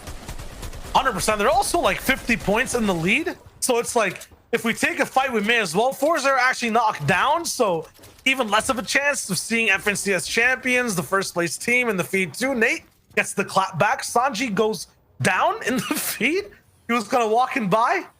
Too many things going on at Slurpee, and then fights that aren't really going the same way in the middle of the map. Edison, Lewis, and Jenner are rolling through. This is like a sitcom in every single situation I'm seeing. Is two teams fighting, and then one team, the laugh track, kind of, you know, rotating by. It's getting kind of weird on the Fortnite island. What's definitely not weird is the consistency of Airwalks' trio. 87 points. They have an opportunity to usually pop off. They always are. They do their best to stay in the middle of the pack, but they have one game in them that could get them into that top 6, and that one game is going to have to happen soon. There's only 2 chances to do this for this trio here. Airwalks, Facto, and Skyte. No strangers to them. They've been together, competed in the top 10 in squads, doing very well here. And we all know, and Alexis trio, ones they always trading in pickaxes, already in from the Heat 1. And you know, and Alexis trio is watching this right now, hoping that Vatos trio does not make it in. Yeah, they share the same drop. Not sure exactly how it'll look inside the finals, which you would assume that these guys would end up contesting each other at the same time. You're going to be looking at Seti, Cammy, Teak right beside them. These guys are separated by about 4 points. So, on the same hill. They're both outside the top 6. The people in front of them aren't really that far ahead either. Seti's tied with Diablo's trio. And Jules, Zyku, and Sun are all the way ahead in 4th, but it's also just by 5 points. And they're performing a lot better. And what a perfect time to perform at your best here in the semifinals. They've only made it into round 3 all throughout the weeks here. But now all eyes are on Seti, Kemi, and Teak. We already got that one question answered. Can Tayson and 4ZR Nate go through? Now the big question is, can Seti, Kemi, and Teak make their way through? They were in 20th spot before the match before. They had a great performance going into this match here to get them into 94 points. They're right now sitting on the outside just by 1 placement here, 7th place here. This is so concerning for them. So concerning. To remind you guys of the stakes, what everyone is kind of fighting for here, it's top 6. A lot of these teams are near the 100-point threshold like you're looking at screen right now. A lot of them are close to the 90 as well. There's a bunch of glue tying people together, people trying to make it unstick. It might be through aggression, which is happening right now in Jules' box. Big pumps hit. No trades actually confirmed. Never mind. There was one big transaction, and it was from bullets to the other squad. No one goes down on Zyku's. They get 3 more elims to live through the day. Great patience shown by Ziku's trio, not forcing anything, letting the action come to them, surviving that fight, that little scrum. That is why they're in top 4. Yeah, they break away a little bit from the pack. They were kind of ahead by just a few points. They get even higher now. They're getting closer towards the top 3 in general as well. We're looking at everyone else from 5th to kind of 10th. They're all in contention and basically 10 points apart. That's Nexus trio that had a win. Diablo's that is so aggressive. You can see Queasy's, which is in the top 3. That's the top right POV on your screen. But past that, everyone's stuck together. This second last game, it's very important for everyone to have a very good individual performance. Elims matter a lot. Placement, if you're going to be placing and so is the team beside you, nothing changes. This is the game to get elims, really push for it. So expect some really aggressive play. And the pressure will rise here in this in-game. Surrounded by the lake, not this Guardian Tower on the south side. Already there's a trio sitting up high on that perch, and that is Queasy's trio looking down at the rest of the lobby. And we saw last season in the finals how treacherous this in-game could get.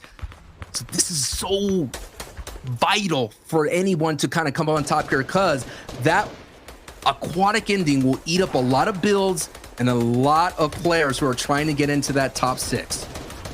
I have Queasy, or I keep saying it over and over again. Queasy, Trulex, and Jerky. Trying to combine the names. We got to find a good name for the team. But these guys entirely, they've been ahead of Surge. They've been good going towards the end game. They've kind of been, outshined by 4ZR, Tayson, and Nate, Elocrats, Hottie, and Tripper, and time again. They go all the way towards the top 3 slots, and then this team won't. Diablo as well had one good game before, but this is where they really need to make a very good showing happen in game number 5. Tayson, 4ZR, and Nate are down.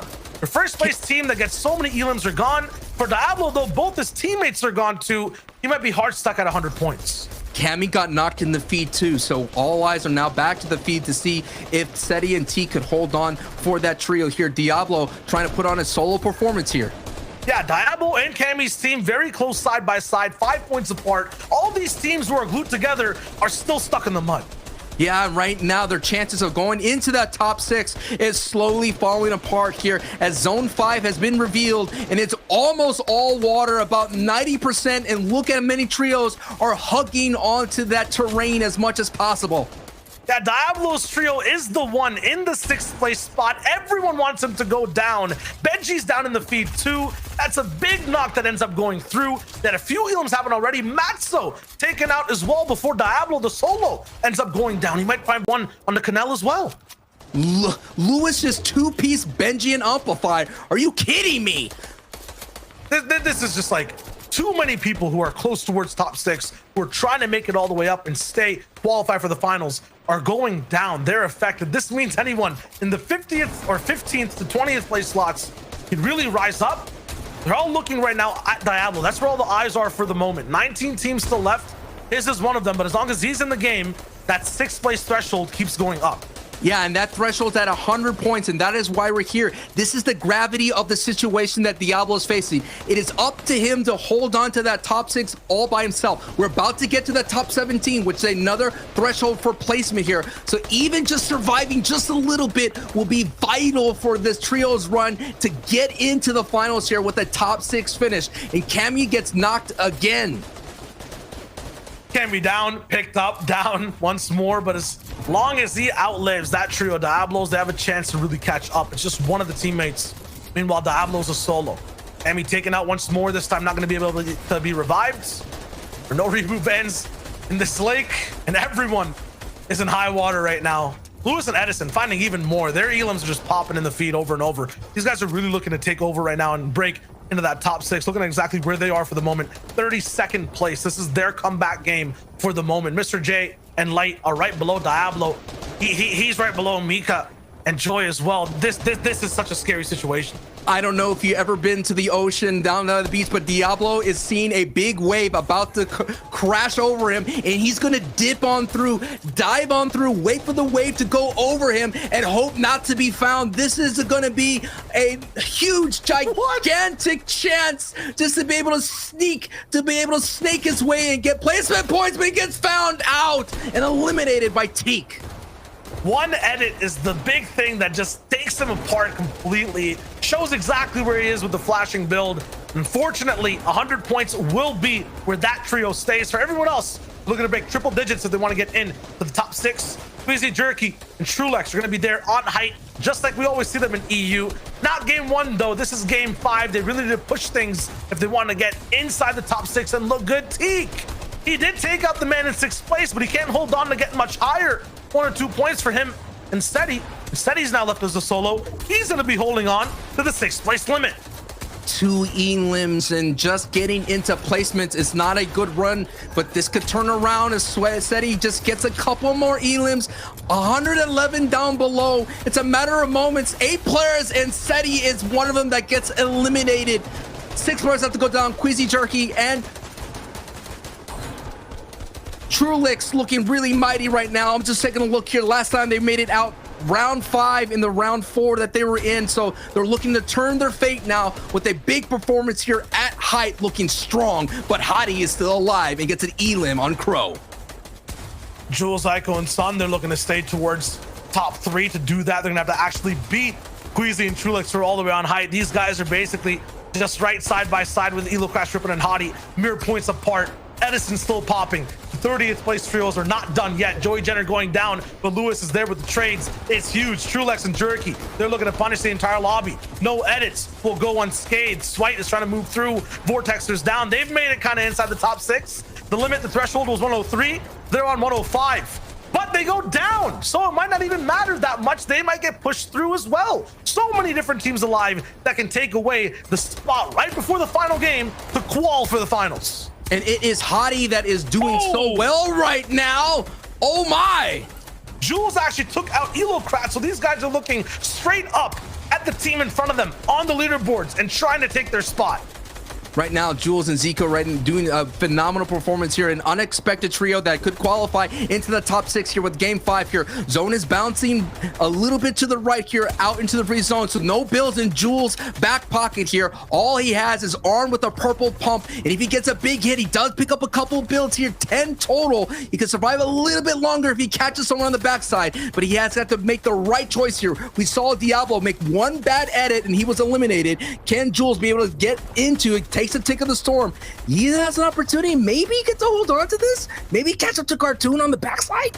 He has to. The team right below him is the one who did exactly what he did. They took out his teammates. Fusions had an insane 3K just moments ago and got so many points. He might actually be ahead of Jules. Edison right in front of him. We know how much momentum he has. Harpoon comes in. Peanut butter edit, but there's no jelly. Right now, Jules is looking for the big shot afterwards. Nothing. There's a stair actually blocking right below, and it's an edited floor. He can't really jump on the right side. He gets a big beam. There's a distraction, and he has the big shot too. Can he follow up on the Queasy? Yes, he can. And he gets the finish. Full siphons through 2 back-to-back, and he's still in the storm, and he can't stop. Jules definitely is popping off for the moment and keeping his team's dreams alive right now to make it inside the top 6, stay in there, and maybe even hit top 3. Jules is shining bright like a diamond right now. 7E limbs here and no builds. Goes to the harpoon play. Gets eliminated, but what a big performance from the AMK picking that up as Cartoon. And yes, Cartoon picks up, hey, that's a nice game. 8 limbs and the Victory Royale. Cartoon coming into 19th place right before that match, and that's what we're talking about, the movement needed here. EU always makes a comeback here, and already players in the middle of the pack making their move up to the top 6.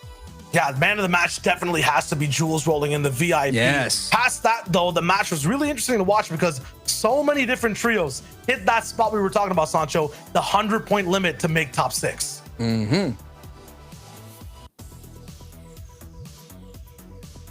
Cut you off? You fool.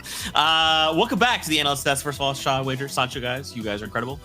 Sorry that I had to pull a fast one on you. Boom, gotcha. Okay, yeah, I agree with Shy Wager though. Jules, absolutely the VIP. In fact, so much so that in a moment, like in the moments there right before he was eliminated, I literally was like, "Get down, Mr. President!" And then he got eliminated. I felt like it was kind of my fault, so I'm so sorry, Jules. Caster curse, it's a real thing. Guys, game number 5. Once again, we see these top trios eliminated early. Okay, they're just like not allowed to operate, and then everyone else is allowed to have this breathing room and say like, okay, now we can actually take back our own like journey to the finals into our hands. This is very different, and with one game left, stuff has to be a little bit different. But how are you guys feeling after this game 5? Look, I'm feeling great. We're seeing some good games, right? First 3 games we saw, that was the battle between Hottie versus 4ZR's team. They were going back and forth over and over again. Now, let's be real. That game was all about Jules and the teams who was moving on up. He was 4th coming into that with his team there of Sun and Zico. I don't know where they're going to end up being now, but wow, what a performance from them. Yeah, and a phenomenal game. And I think for me, the one thing I'm actually thinking about now is Sancho mentioned the comebacks that we've seen, especially in like qualifier weeks. Like first qualifier week, I wasn't really thinking about all the comebacks, right? I'm just sort of new to everything. By week 3, I'm like, okay, yeah, I'm expecting the comebacks after game 4, right? And for some reason, I just completely disregarded that today. Like, we can see some comebacks. We're seeing teams there in the sort of the final moments of these games who aren't necessarily the teams at the top of the leaderboards right at the moment. And so eventually they could push for that going into this last game. That could be huge. Especially when we're looking at so many trios like on the bubble, right now in game 6, it is time to take the destiny, your destiny, into your hands. So we have to kind of keep these trios in the back of our mind, especially with one final opportunity to make or break them.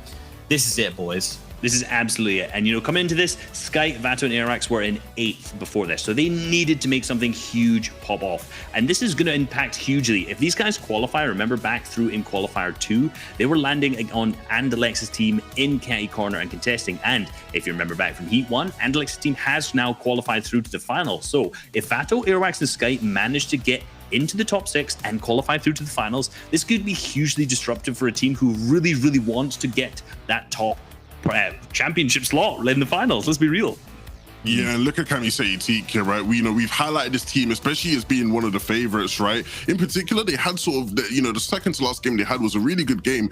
This game wasn't amazing. You can see now they're down in 9th when earlier, they were sort of sitting in what, like 7th place. So, they need to sort of use this last game wisely, because for this team to miss out on qualifying to the finals would be a huge sort of upset, a huge shock.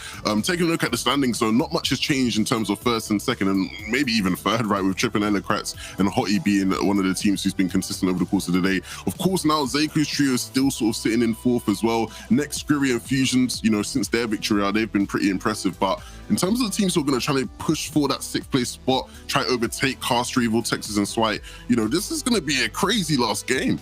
It's going to be a crazy last game, but I think we're missing on a crucial note here. Look at the point difference between 6th down till 9th.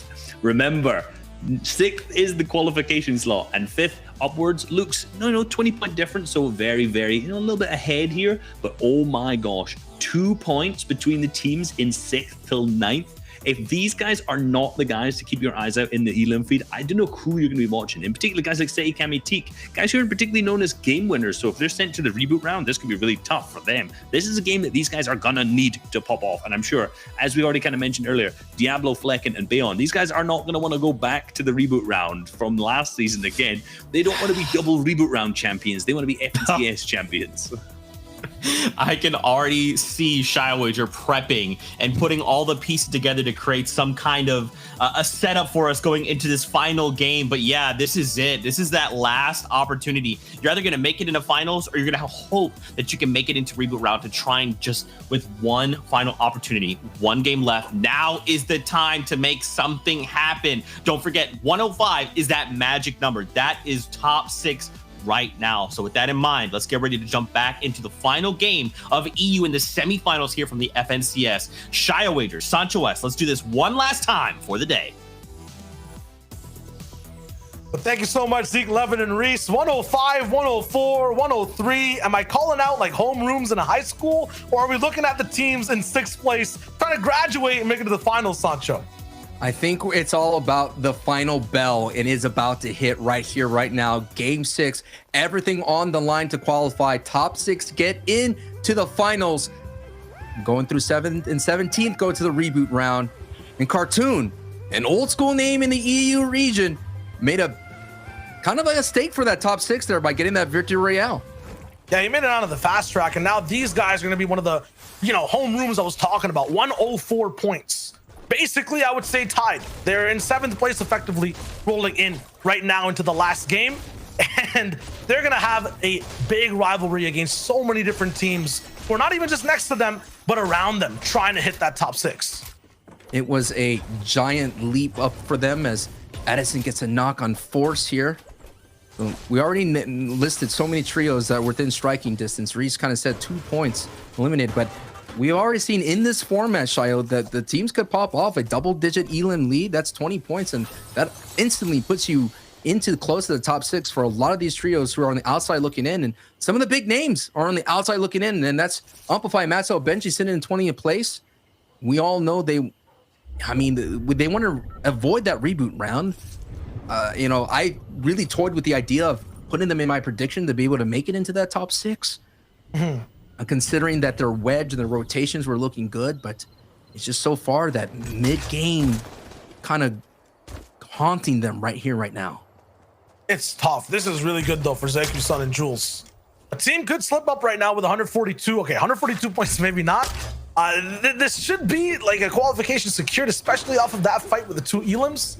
Never know what ends up happening with a pop-off. So you were talking about Sancho, and I was talking about it earlier in the day as well. The fact that the competition is just so close from like 5th all the way down to 16th, 18th, and 20th. It's getting kind of absolutely insane on that aspect as well. It's like we're looking at teams that are basically rolling in. You mentioned it, right? 1 win with big elims, that's a big upgrade. The teams we're looking at 16th, 17th place, 70 points, 80 points. That win puts them at 110, and then the elims will put them at maybe even 4th place, close to 3rd place. So anything could really happen here with these teams. Yeah, at the same time, when you think about it, Jam side was able to make a huge Titanic type movement up the board with a last second push up the Victory Royale. And at the same time as well, you saw, Kiriachi make the same kind of movement. So there were so many opportunities for them to move through. Yeah, and we see the game's just getting so intense for the moment in game 6. Can't handle all the kids in the same class for the moment. So we could talk it out for a bit here, Sancho. I'm looking at the leaderboard right now. It is getting crazy in terms of, we talked about the 105s down to the 103. That's 4 teams that are basically tied by. Past that, from 5th to 1st, 120 all the way to 180. 60-point game. Do you think that the 5th place team next to these 2 refuges, do you guys have a chance to kind of get knocked down? It's 5th place. It's close, but there could be a chance. There's nothing like that opportunity to hold on. I mean, I'd rather be trying to pushing my way through the top 6 rather than holding on. You play a little tight. Every edit is questioning. You're wondering, should I make this rotation? Should I not make this rotation? I'd rather be fighting. We've been seeing it for some reason. Fortnite loves to have that last game Victory Royale clutch. It happens in all the different rounds. We see it on social media. We see the pop-offs, and that's where I want to be. That's the kind of position I want to be rather than already perch the pie in a top 6. Yeah, and it could be the wave that rolls through, right? You want to be in this situation, be ahead, and then stay ahead, but it's going to be tough. Like you're talking about Benji Fishy, 20th place, trying to, usurp more than 12 spots, right? You're trying to get all the way towards the top 6. That has to be a jump of 14, even more a little bit slightly. It's going to be tough for them. This could be that final VR type game. And then, yeah, Flecken, Diablo, and Bayon, they got a victory royale. It was going back and forth down in Camp Cod, and they frozen 105, and so many trios kind of passed them up. And look at Bayon's loadout right here. This is what happens when you take a contested drop like Dirty Docks. But usually when you come out Dirty Docks, you're like kitted out right now, right? It's just like... Now, hold up. The big thing, though, is even if his drop is like, you know, or his loot is bad, the biggest thing they got so far from this drop, I would like to see Bayon with no loot with this trade-off as well, is an Elim on Flecken. They go from 103 to 105 points. Now they're essentially tied for 6th. For this team, and for any team at literally this, you know, 100 to 110 spot, Elims matter so much. I see what you're saying. I see it. I see what you're saying. Yeah. I would sacrifice all your ammo. Operate with, you know, a gray makeshift if you have to. If you can get the Elims, it's huge. Same thing. Castery, Vortex, or Swipe. 105 points. We're going to be tuning into a lot of teams that are at this threshold. They're all tied. Placement will exist as they exist. Only Elims can separate them apart. So they have to go for the shots. They have to go for the plays. Swipe balls away from one of the big spots. And now Tukes and Snooze Loose are there on height in better positions. Devin goes down. It's a big trade to have that position. And that's another Elim, 107. It's huge. The thing is, if they don't survive here, that's going to be bad. They're at an advantage in numbers. Their position is slightly off, though. And Snooze Loose still has a lot to play for. If they have a good game, they could get into that reboot round. They don't want to be eliminated just yet from the FNCS. So a lot at stake here for both trios. And that reboot round threshold is also there for the teams who are closer to the 27th, 30th place slots. Just need to up it up by just 10. Get to 17th. Look to see exactly how things are rolling out. They're going to be trying to do it as fast as possible, as hard as possible. Snooze Loose is there. Once again, Tukes taking big shots.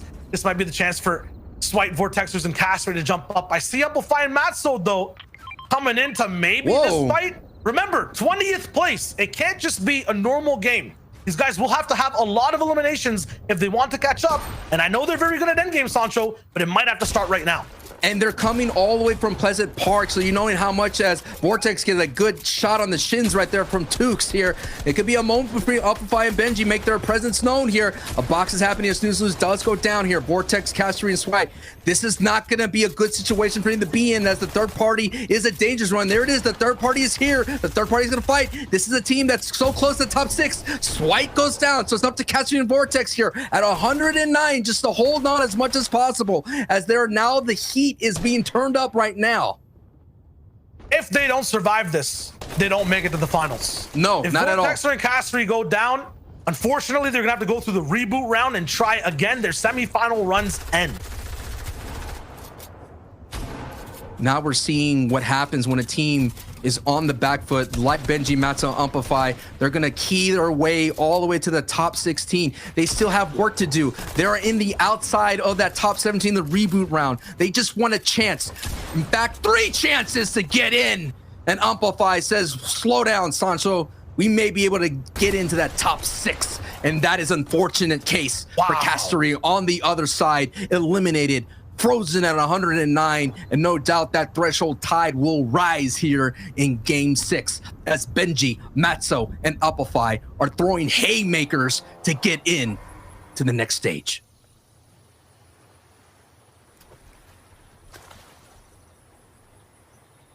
The 6th place gate has basically opened up. Everyone else that was tied now has a way in, and that includes Teak, Seti, and Cammy. 103 points. One of the top titans beside them in terms of Castery is down. Now it's up to them to kind of push over, push fast on that race, and get towards top 6. Teak, Seti, and Cammy started off their day, if you're just tuning in, getting eliminated right off the drop. Maestro's trio landed on them, gave them 0 points for their game 1. So throughout the entire day, they've been working their way up the leaderboard. Now in number 9, going into this match here. But we already saw number 6 go down. But Benji's, if they're keen still here, they can make their way down south. There's nothing more dangerous than a decorated player with a historic duo of Amplify and Matzo with their backs against the wall with only one opportunity to get in. So look out, Lobby. They're on a terror. Cartoon, AMK, and Kirby. Last game had that win.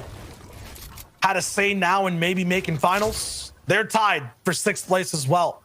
They have to survive this game and really get a lot of elims to set them apart from trios like Steady, Kemi, and Teak, from trios like Diablo, Flecken, and Bayon. Lots of work for these guys to do. Cartoon has to get past 109. He has to get past 109 right now. That'll happen. That'll happen. That will happen, Default but yes. placement, yeah. Yes, but still, if they go down in this engagement, already get hit with a bow, there's nothing that's more scarier than a silent arrow coming your way, docking you. So now Cartoon, with the Victory Royale, put them in this position here to seize this moment in this late of the stage here. We actually talk about that then. It's like 100% they have to break 109, but every team at 100 points right now basically needs to survive at least until the top 5. At least until the top 10, top 7 to really get a lot of the other trios out of the lobby and then have big elims. This game will go down to who ends up winning. I guarantee it, because even if we're not watching these teams in 6th place, those big boys, the 4ZR, Tayson and Nates, the Hottie, Yellowcrest, and Tripper, and Squeezy, Chulex, and Jerky, who they take out matters a lot right now as to who makes it into finals for this heat. It could be Kirby, AMK. It could be people like Cammy, Seti, and Teak. We'll have to wait and see. These are crucial moments in game 6, early to mid game. If you're sitting on the brink of qualifying for finals, as you see Airwalk, Sky, and Vato here, 92. Some work to do here. They fell a little bit early in the previous match and close to the beginning of in-game. Airwalk, Sky, and Vato here in 10th place already. Let's remember it. Keep a number in your head. 109 is where the 6th place team fell. 109 points, everybody.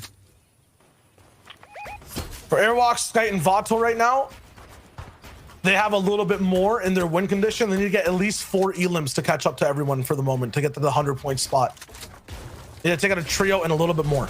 And that will be a little bit outside of their wheelhouse. They like to play for placement and get elims at in-game. If they could sneak a couple in here at this moment here, that will set them up for success. And being pushed for that, though, you could make endgame and just, make up the difference on placement and get some of those final eliminations as well. It's very easy to get them all the way over there, but it'd be very nice to guarantee it early. There are some stragglers inside this house, it looks like, trying to base up around it, who are not a part of this trio. I see one person right on the walls, but I don't think Vato's going to notice. Looks like Chashi's a free pickup for the moment. I don't see his trio around him. I guess they're a little bit higher. There they are. Okay, so he finally goes back up. I'm already going into my mind's eye, trying to look into the future. Stealthy Stronghold is cornered the center of Zone 2, a fortress of unbreakable walls, already occupied by so many trios looking for Storm Surge tags. So if you're on the south side of the zone trying to push your way forward, you're gonna have to go through a gauntlet of bullets as you're making your rotation and hopefully get yourself in to the top 6. Now, we're seeing at the surprise trio of the day, Sun, Ziku, and Jules here. We're playing a little bit more comfortable. This would be the first finals for Sun's entire trio. And now, what a nice statement making right here on the Fortnite broadcast. Thank you so much for joining in as Zone 3 has been revealed. It looks like it's a little bit closer to Stealthy Stronghold. Surge is active. Sun is ahead. It's been a pattern we've seen all day as well. Tayson picking up a few more, making first place even higher to hit. I don't think Kweezy's going to be even trying to. He's probably practicing that last game out. It's Havoc popping off. Let's check out where he is at for the moment. 12th place going into this match. Okay. So 86 points going in. Probably already has or is going to hit a little bit of placement. They need a lot of eliminations to catch up or maybe even hit that top 3 to make up the difference in placement. That's going to be tough because this team has had issues moving around the map. And that Victory Royale is going to be worth 4 extra points here. You're talking about win conditions, the qualifying conditions. You could take a look at your weather, whatever your forecast. Regardless, at the end of the day, it needs to be ending with a Victory Royale for a lot of them. Vato picks up an Elam on schematic here. Cartoon, Kirby, and Shees AMK are looking solid now. Right now, 109. So now they tied up with our 6th place. With that tiebreaker, they're currently sitting in 6th place comfortably. So that means Caster's trio has been eliminated from that opportunity to get into the top 6. For everyone right now as well, they all got placement around the entire map. A lot of the people who are a little bit further away from 100 points get even closer. I'm thinking about Vato's team. Cartoon, yes, is at 109. Kirby AMK are trying to move around, but I believe that's Chashi's trio in Pleasant Park who's kind of giving them trouble for the moment. Or it might be, no, they're slightly further ahead. So many people kind of congested on the south spot. You're talking about Southeast Stronghold surge because everyone's kind of plastered up on the walls. Because the real estate space taken on the walls happened so early, everyone else doesn't really have a chance to move in. Airwalks is stuck. I see Jonah making a late rotation on the right side. Jim Key has always been tossed around in these endgame boxes, living for now, but all the way on the backside. It's tough for anyone on this side of the map. What I love in Fortnite is the poetry in motion. And talk about a metaphor of the greats. The fortresses right now, that's the finals, and all these trios are trying to make their way through as much as possible to get in. And look at it, it's a rat race all the way to the safe zone, and they all just made it, no one really falling in the feed, considering how crucial it can be. So that means Storm Surge will shake things up here as 15 competitors have to go down. Pressure now to Airwalks' box for an opportunity for him to roll into Edison. And Joey, Okay. here we go. Big Yes, one. sir. This is what they needed to make up Yes, all the sir. points. But they're also going to attract a lot of the pressure from the sides of the map. Frezzy will not stop on these shots at all. We saw Stinks already be an issue for a lot of teams to deal with. 105 points for Airwalks. They're catching up to that 109 that's currently in 6th. Teams are dropping like flies, though. We go from 24 to 22 in this type of zone. Usually, it doesn't really end up happening. People stay straight the whole time. There's no way for them to really make mistakes or over peak in these moments. It might be because of Surge that's coming up. We'll see exactly what happens in this jungle of a mess of builds. So many teams here, none of them in zone.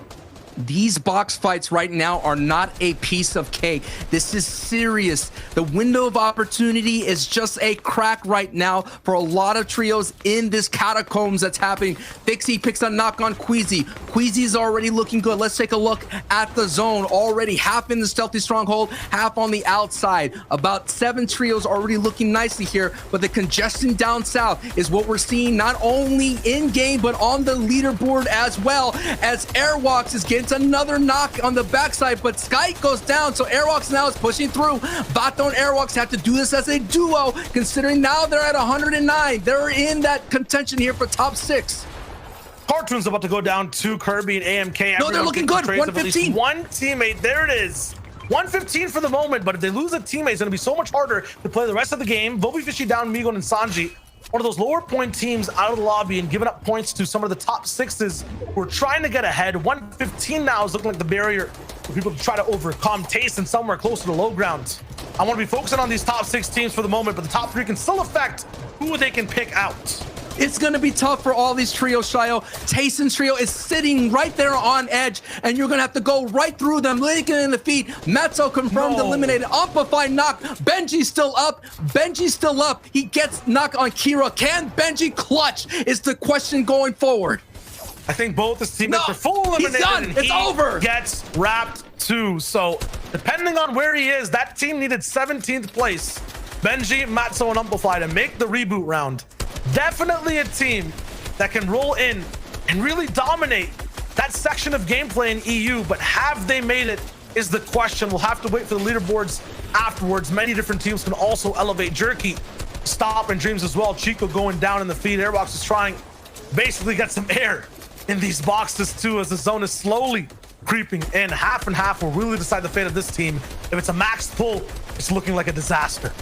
What a ginormous story coming out of this heat if Benji's trio does not qualify. But let's all focus in on Airwalks, Vato, and Sky at 112 points behind the pace of 115. Benji gets a knock on Maestro, so we have to keep an eye on that situation here as we're seeing zone pulls out of Stealthy Stronghold, giving a moment to breathe for Airwalks, Vato, and Sky here, who do really well navigating enemy builds. They do really well finding those dead side rotations. They're gonna have to rely on that playbook, that pristine, consistent playbook to get them into that top 6.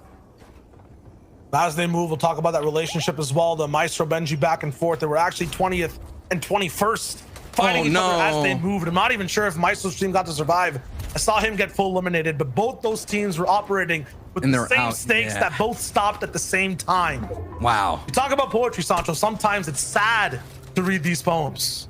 Or sometimes it's just straight up slam poetry, you know? So the rattling, tattling of ball, the bullets going back and forth, all the editing of the bills before you know it, someone's out, someone's done, unable to qualify into the finals. That's what we're talking about here for the FNCS EU region. Teams that still have a chance. Cammy, Seti, Teak, 112 points. They're 3 points behind a different one, and they're going for the big box dive invasion as well. It didn't really work out super well for Airwalks, Vato, and Sky. It was looking kind of shaky. They get the points at a big cost. Vato's also picking up more. He takes down Hottie in the feed, so eating a little bit away from top 3. It's very good. It's a big team that can take a lot of elims away from the players that need it right now in the lobby. Players like Seti, Cammy, and Teak. They're going to be on the box of Mick the Beast for the moment. He's rolling in at 17th place. Looking at a reboot round type qual, not really in the position to get top 6. Looking very healthy in that position as well. But these guys don't actually go straight through for the elims. Elo Cracks is right above him. I'm not sure if he's a solo player for now, but that could be an elim that they need. Stay glued to your screens. This is the first moving, and we have a 4-way race, maybe 5-way race, with Rezimi getting a knock in the feed for the top 6 here. All these trios are already in that top 17, but you do not want to get in the reboot round, I'm sorry, because that's where the intensity picks up, and talk about a boiling situation here. And now you see Elocrest and Tripper on the front side, Airwalks, Vato, and Sky going for a layer change, going a little bit higher to the mid ground, looking for some air to breathe and get away from that cluster. A little bit confusing to watch sometimes. Don't worry about all the numbers on the screen that are in blue or white. Focus on the gold and yellow ones right beside Vato's name. It's 115. We'll take a look at all the teams that are also pathing right now. It's Cartoon on height, it looks like, and they're also a team in that position. 203 for Tayson. They're miles ahead. Once again, if anyone's near that 115, 120 point threshold, they're the ones in trouble. This is looking at a perspective of your first place team rolling in. Who can they stop and dominate? Right now, Sheesh, Kirby, as well as another player on the left side at the moment. The Cartoon, yeah, they're looking so good all the way up top. They have a chance of really dominating this lobby on height. 115, 117 total points. Seti, Cammy, and Teak are right down below.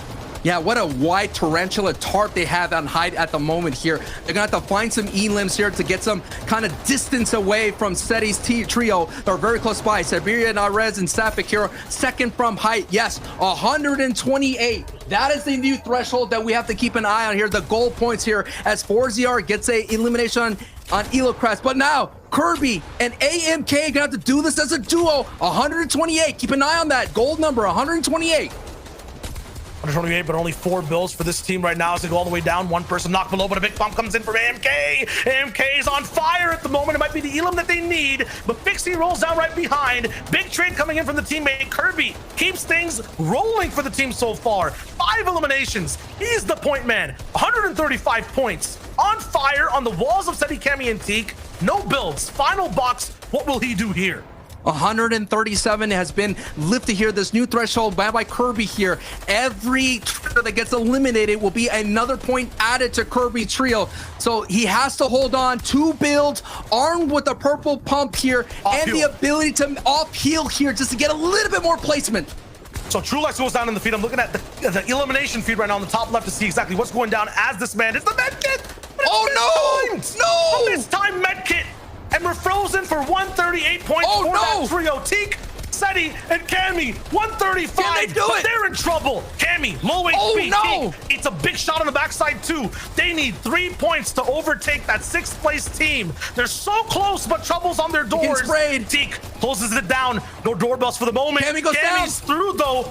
They're gonna trade 139. They're in for the moment, but isn't enough. Teak goes down at 139. Who's left? There were so many teams.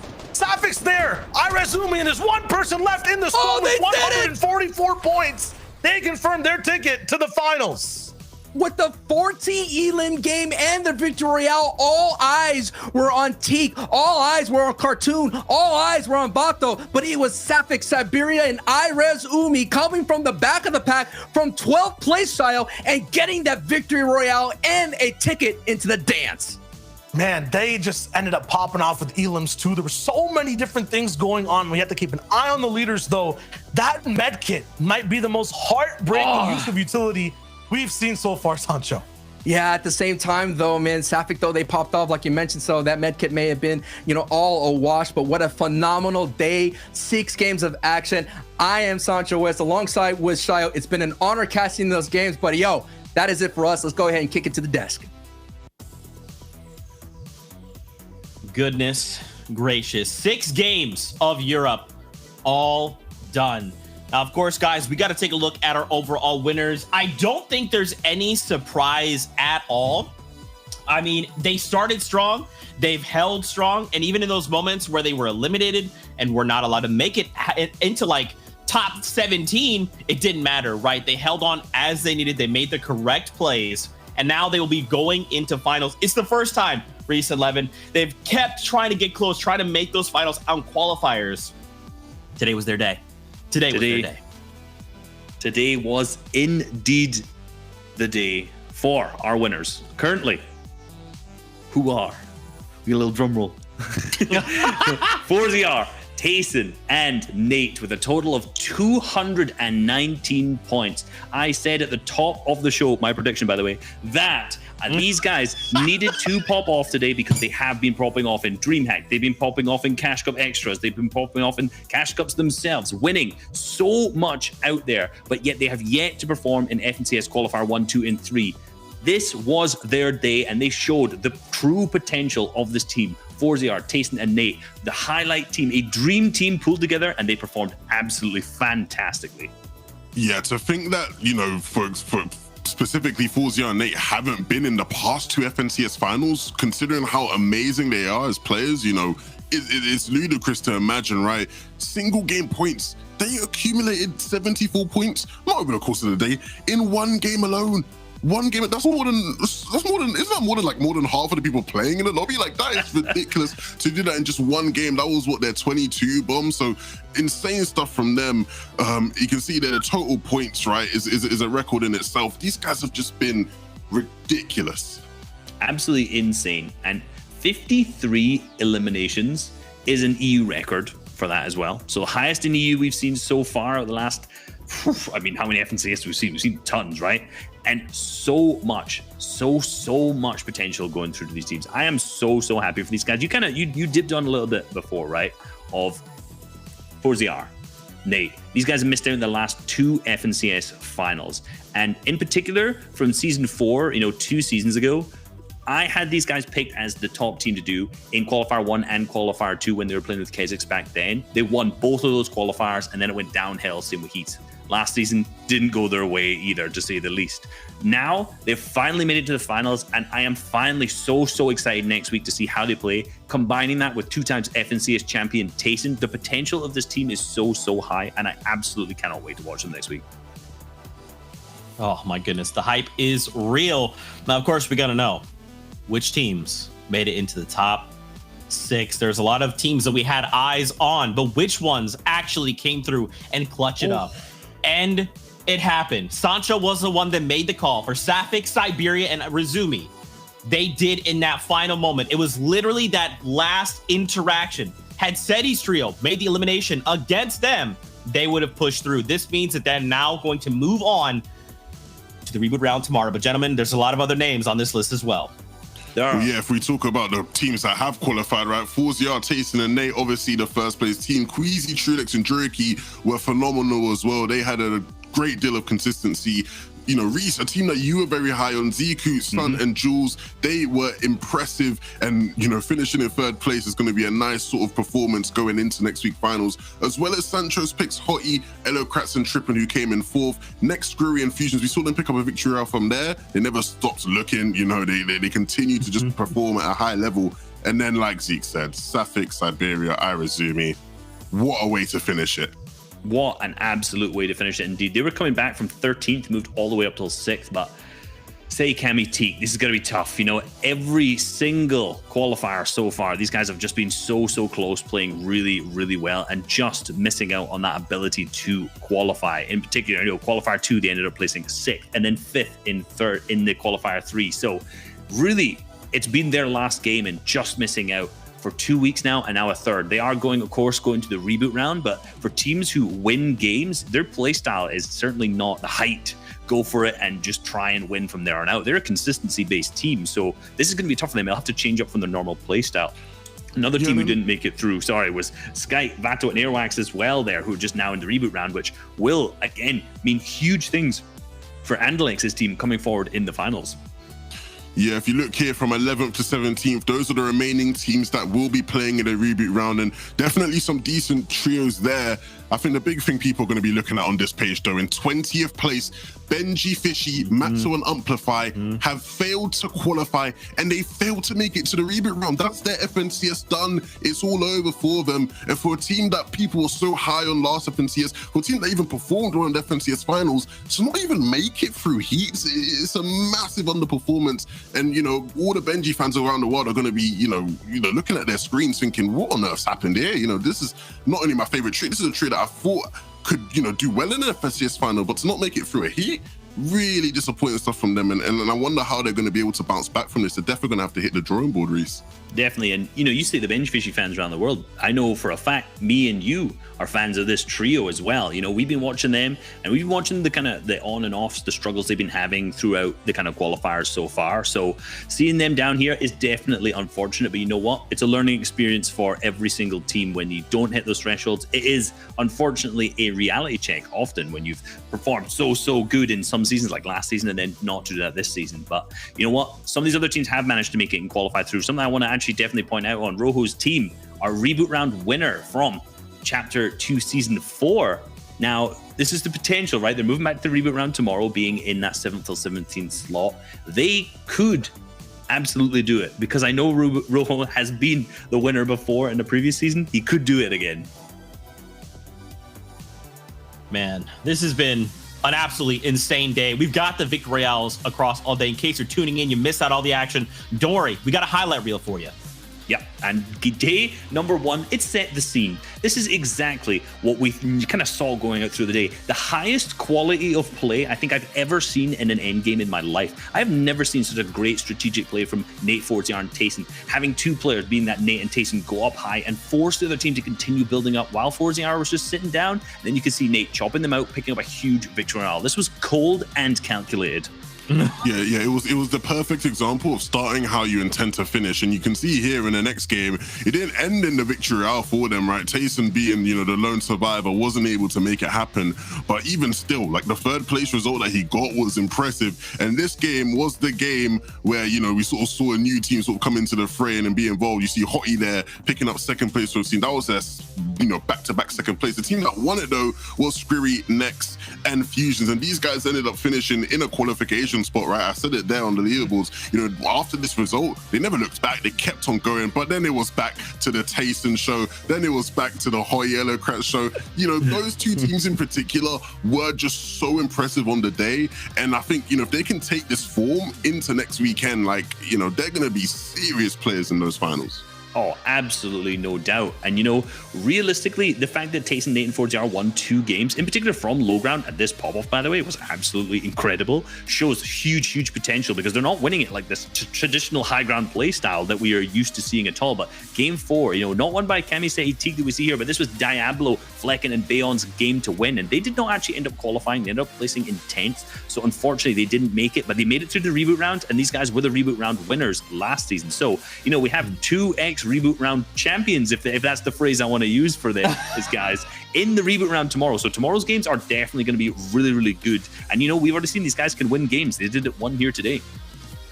Yeah, and then for this team, you know what? They look like they were about to do it, Reese. Cartoon, you know, Sheesh, Kirby, they looked like they were about to do the comeback, you know, get the top 6 and be the talk of the town.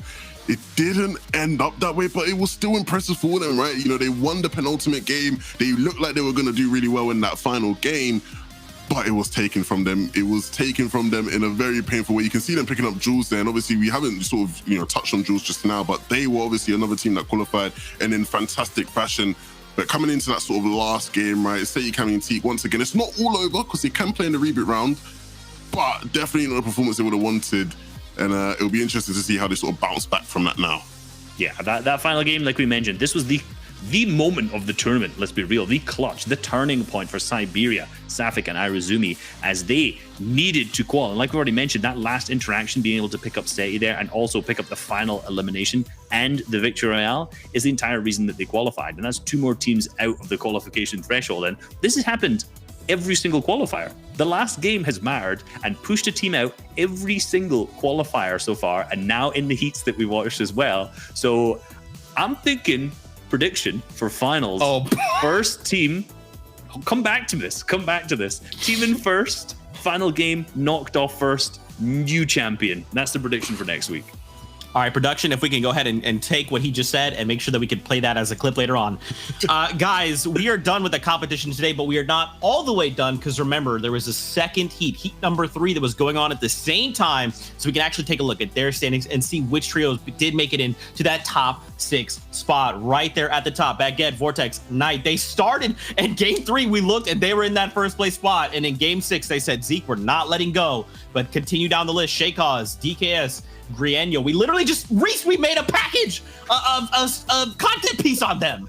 We did as well, right? And they made it. That's exactly what we want to see, right? Some of these big name teams coming through. To be honest with you, the team that I do want to mention is actually High Crest, Vortex, and Knight. You know, the team who ended up placing first here, because you know what I just said about teams being knocked out in the end? That happened to them in their final game from qualifier 1. They placed 4th. They were just underneath the qualification threshold. Coming into heat 3, they absolutely roll through the teams, place first, dominate the day, and make sure they put their stamp on the finals and have their name there. So huge performance from them and absolute congratulations. Same thing with Splendor, Void, and Wolfies from qualifier 2 as well. So all these teams who have been super close have made it. And I'm going to say congratulations to Andon, Joku, and Jetsku. Andon has been one of my favorite players this season. From watching him earlier on, he gives me very, solo Cash Cup vibes of Anas from Chapter 2 Season 1, the very controlled mechanics. I started to see his name pop up a lot there. And to see them now qualify through to the finals. By the way, these guys managed to make their first round 4 without even playing Trio Arena or playing any scrims together. They just played it, made round 4 and qualifier 1. Here they go, made it to top 3, qualified for the finals. Huge congratulations to these guys. And for the last team that was able to round it up, Kiko, Scram, Putrick, right, in 6th place. They're a team who had a lot of questions coming into heats. And, even though, they have a lot of talent, all the talent in the world with Kiko and Putrick there, there was a lot of people doubting whether they'd be able to actually qualify for finals because they've had struggles in qualifying weeks and just in multiple competitions that they've played. So to see them actually book a ticket to the finals is huge for them. The question now is what happens at sort of retail row in the finals, right? That's obviously a team that sort of likes to land there at times. Slender, Void, and Wolfies have typically landed at retail. Obviously, they've qualified through Steamy, and even in the qualifying weeks, they were at Dirty Docks at one point. So where do they end up landing in the finals? It's a question we're going to have to answer once we get there next week. But congratulations to the 6 teams that made it from Heat 3. From 7th, though, down to 17th, it's going to be interesting to see who were some of the last teams that were able to book their way into the reboot round. And instantly, there's a name that sort of hurts me. As somebody who, I love to support the UK boys all the time, Mexi, Michael, and Verox, they weren't able to get top 6, but they will be playing in the reboot round. So hopefully we'll see them, potentially pick up a game then. But there's even other teams who are sort of, really notable teams. Crizzy, Rifler, Savored, a team that's going to be competing in the reboot round. Link, Rotary, and Mosh is going to be a team to watch in that reboot round in terms of how they can perform. Even Snags, Paco, and Steelix, right? There's some, sort of fan favorites in the sense of you would have maybe expected them to sneak away with a qual. How do those guys do tomorrow? Gonna be a fun reboot round, Reese. There's a lot of good teams competing in it, and there's only 3 spots up for grabs. Yeah, and in 15th, we see Neko and Dan with Hori's team as well. They actually were kind of in a similar position to Benjifish's team coming into that last game, where they weren't even nearly qualifying for the reboot round. They weren't in the top 16, but they managed 2nd with 7 eliminations, pulled them way up from in the mid-20s. So they weren't doing too hot coming into the first 5 games, but completely clutched up in that final game to make it here. So huge congratulations to them. I know the Spanish community loves these guys, and these guys have been really, really nice to me as well. So huge congratulations to them. And everyone else obviously making it through to the reboot round. I know this necessarily isn't where a lot of these teams want to be, right? You want to be in the top 6. However, it's not over for you at all. It is a long shot to get one of 3 potential victory rounds tomorrow, but it is absolutely possible for all the teams who've made it here, and that should be the #1 goal for now. Focus on tomorrow, make it through the reboot round, still get your ticket to finals. I love it. And with that, the show now comes to a close. But as Reese did mention, tomorrow we have the reboot rounds, 3 games. Remember, as each player gets the victory royale, they will then punch their ticket to the finals and be removed from the pool of players, giving others the opportunity to rise up and join these in the finals. What does that mean going into tomorrow's games? What does that mean going into finals? Well, we'll figure that out tomorrow. For everybody that watched over on Watch.com/Fortnite. I'm sorry. Thank you guys so much. We truly appreciate it. Hope you enjoyed the leaderboards, all of the cool trivia. You still didn't beat me. So nice try. Next time, though. And as always, please make sure to follow Reese, Levin, Sancho West, and Shy Wager. These guys pour everything into the broadcast and truly make it incredible. So thank you to them. Thank you to the viewers. And as always, Fortnite fan, make sure to come back tomorrow for more Fortnite. We'll see you next weekend for the finals. Till then, we'll see you guys on the Battle Bus.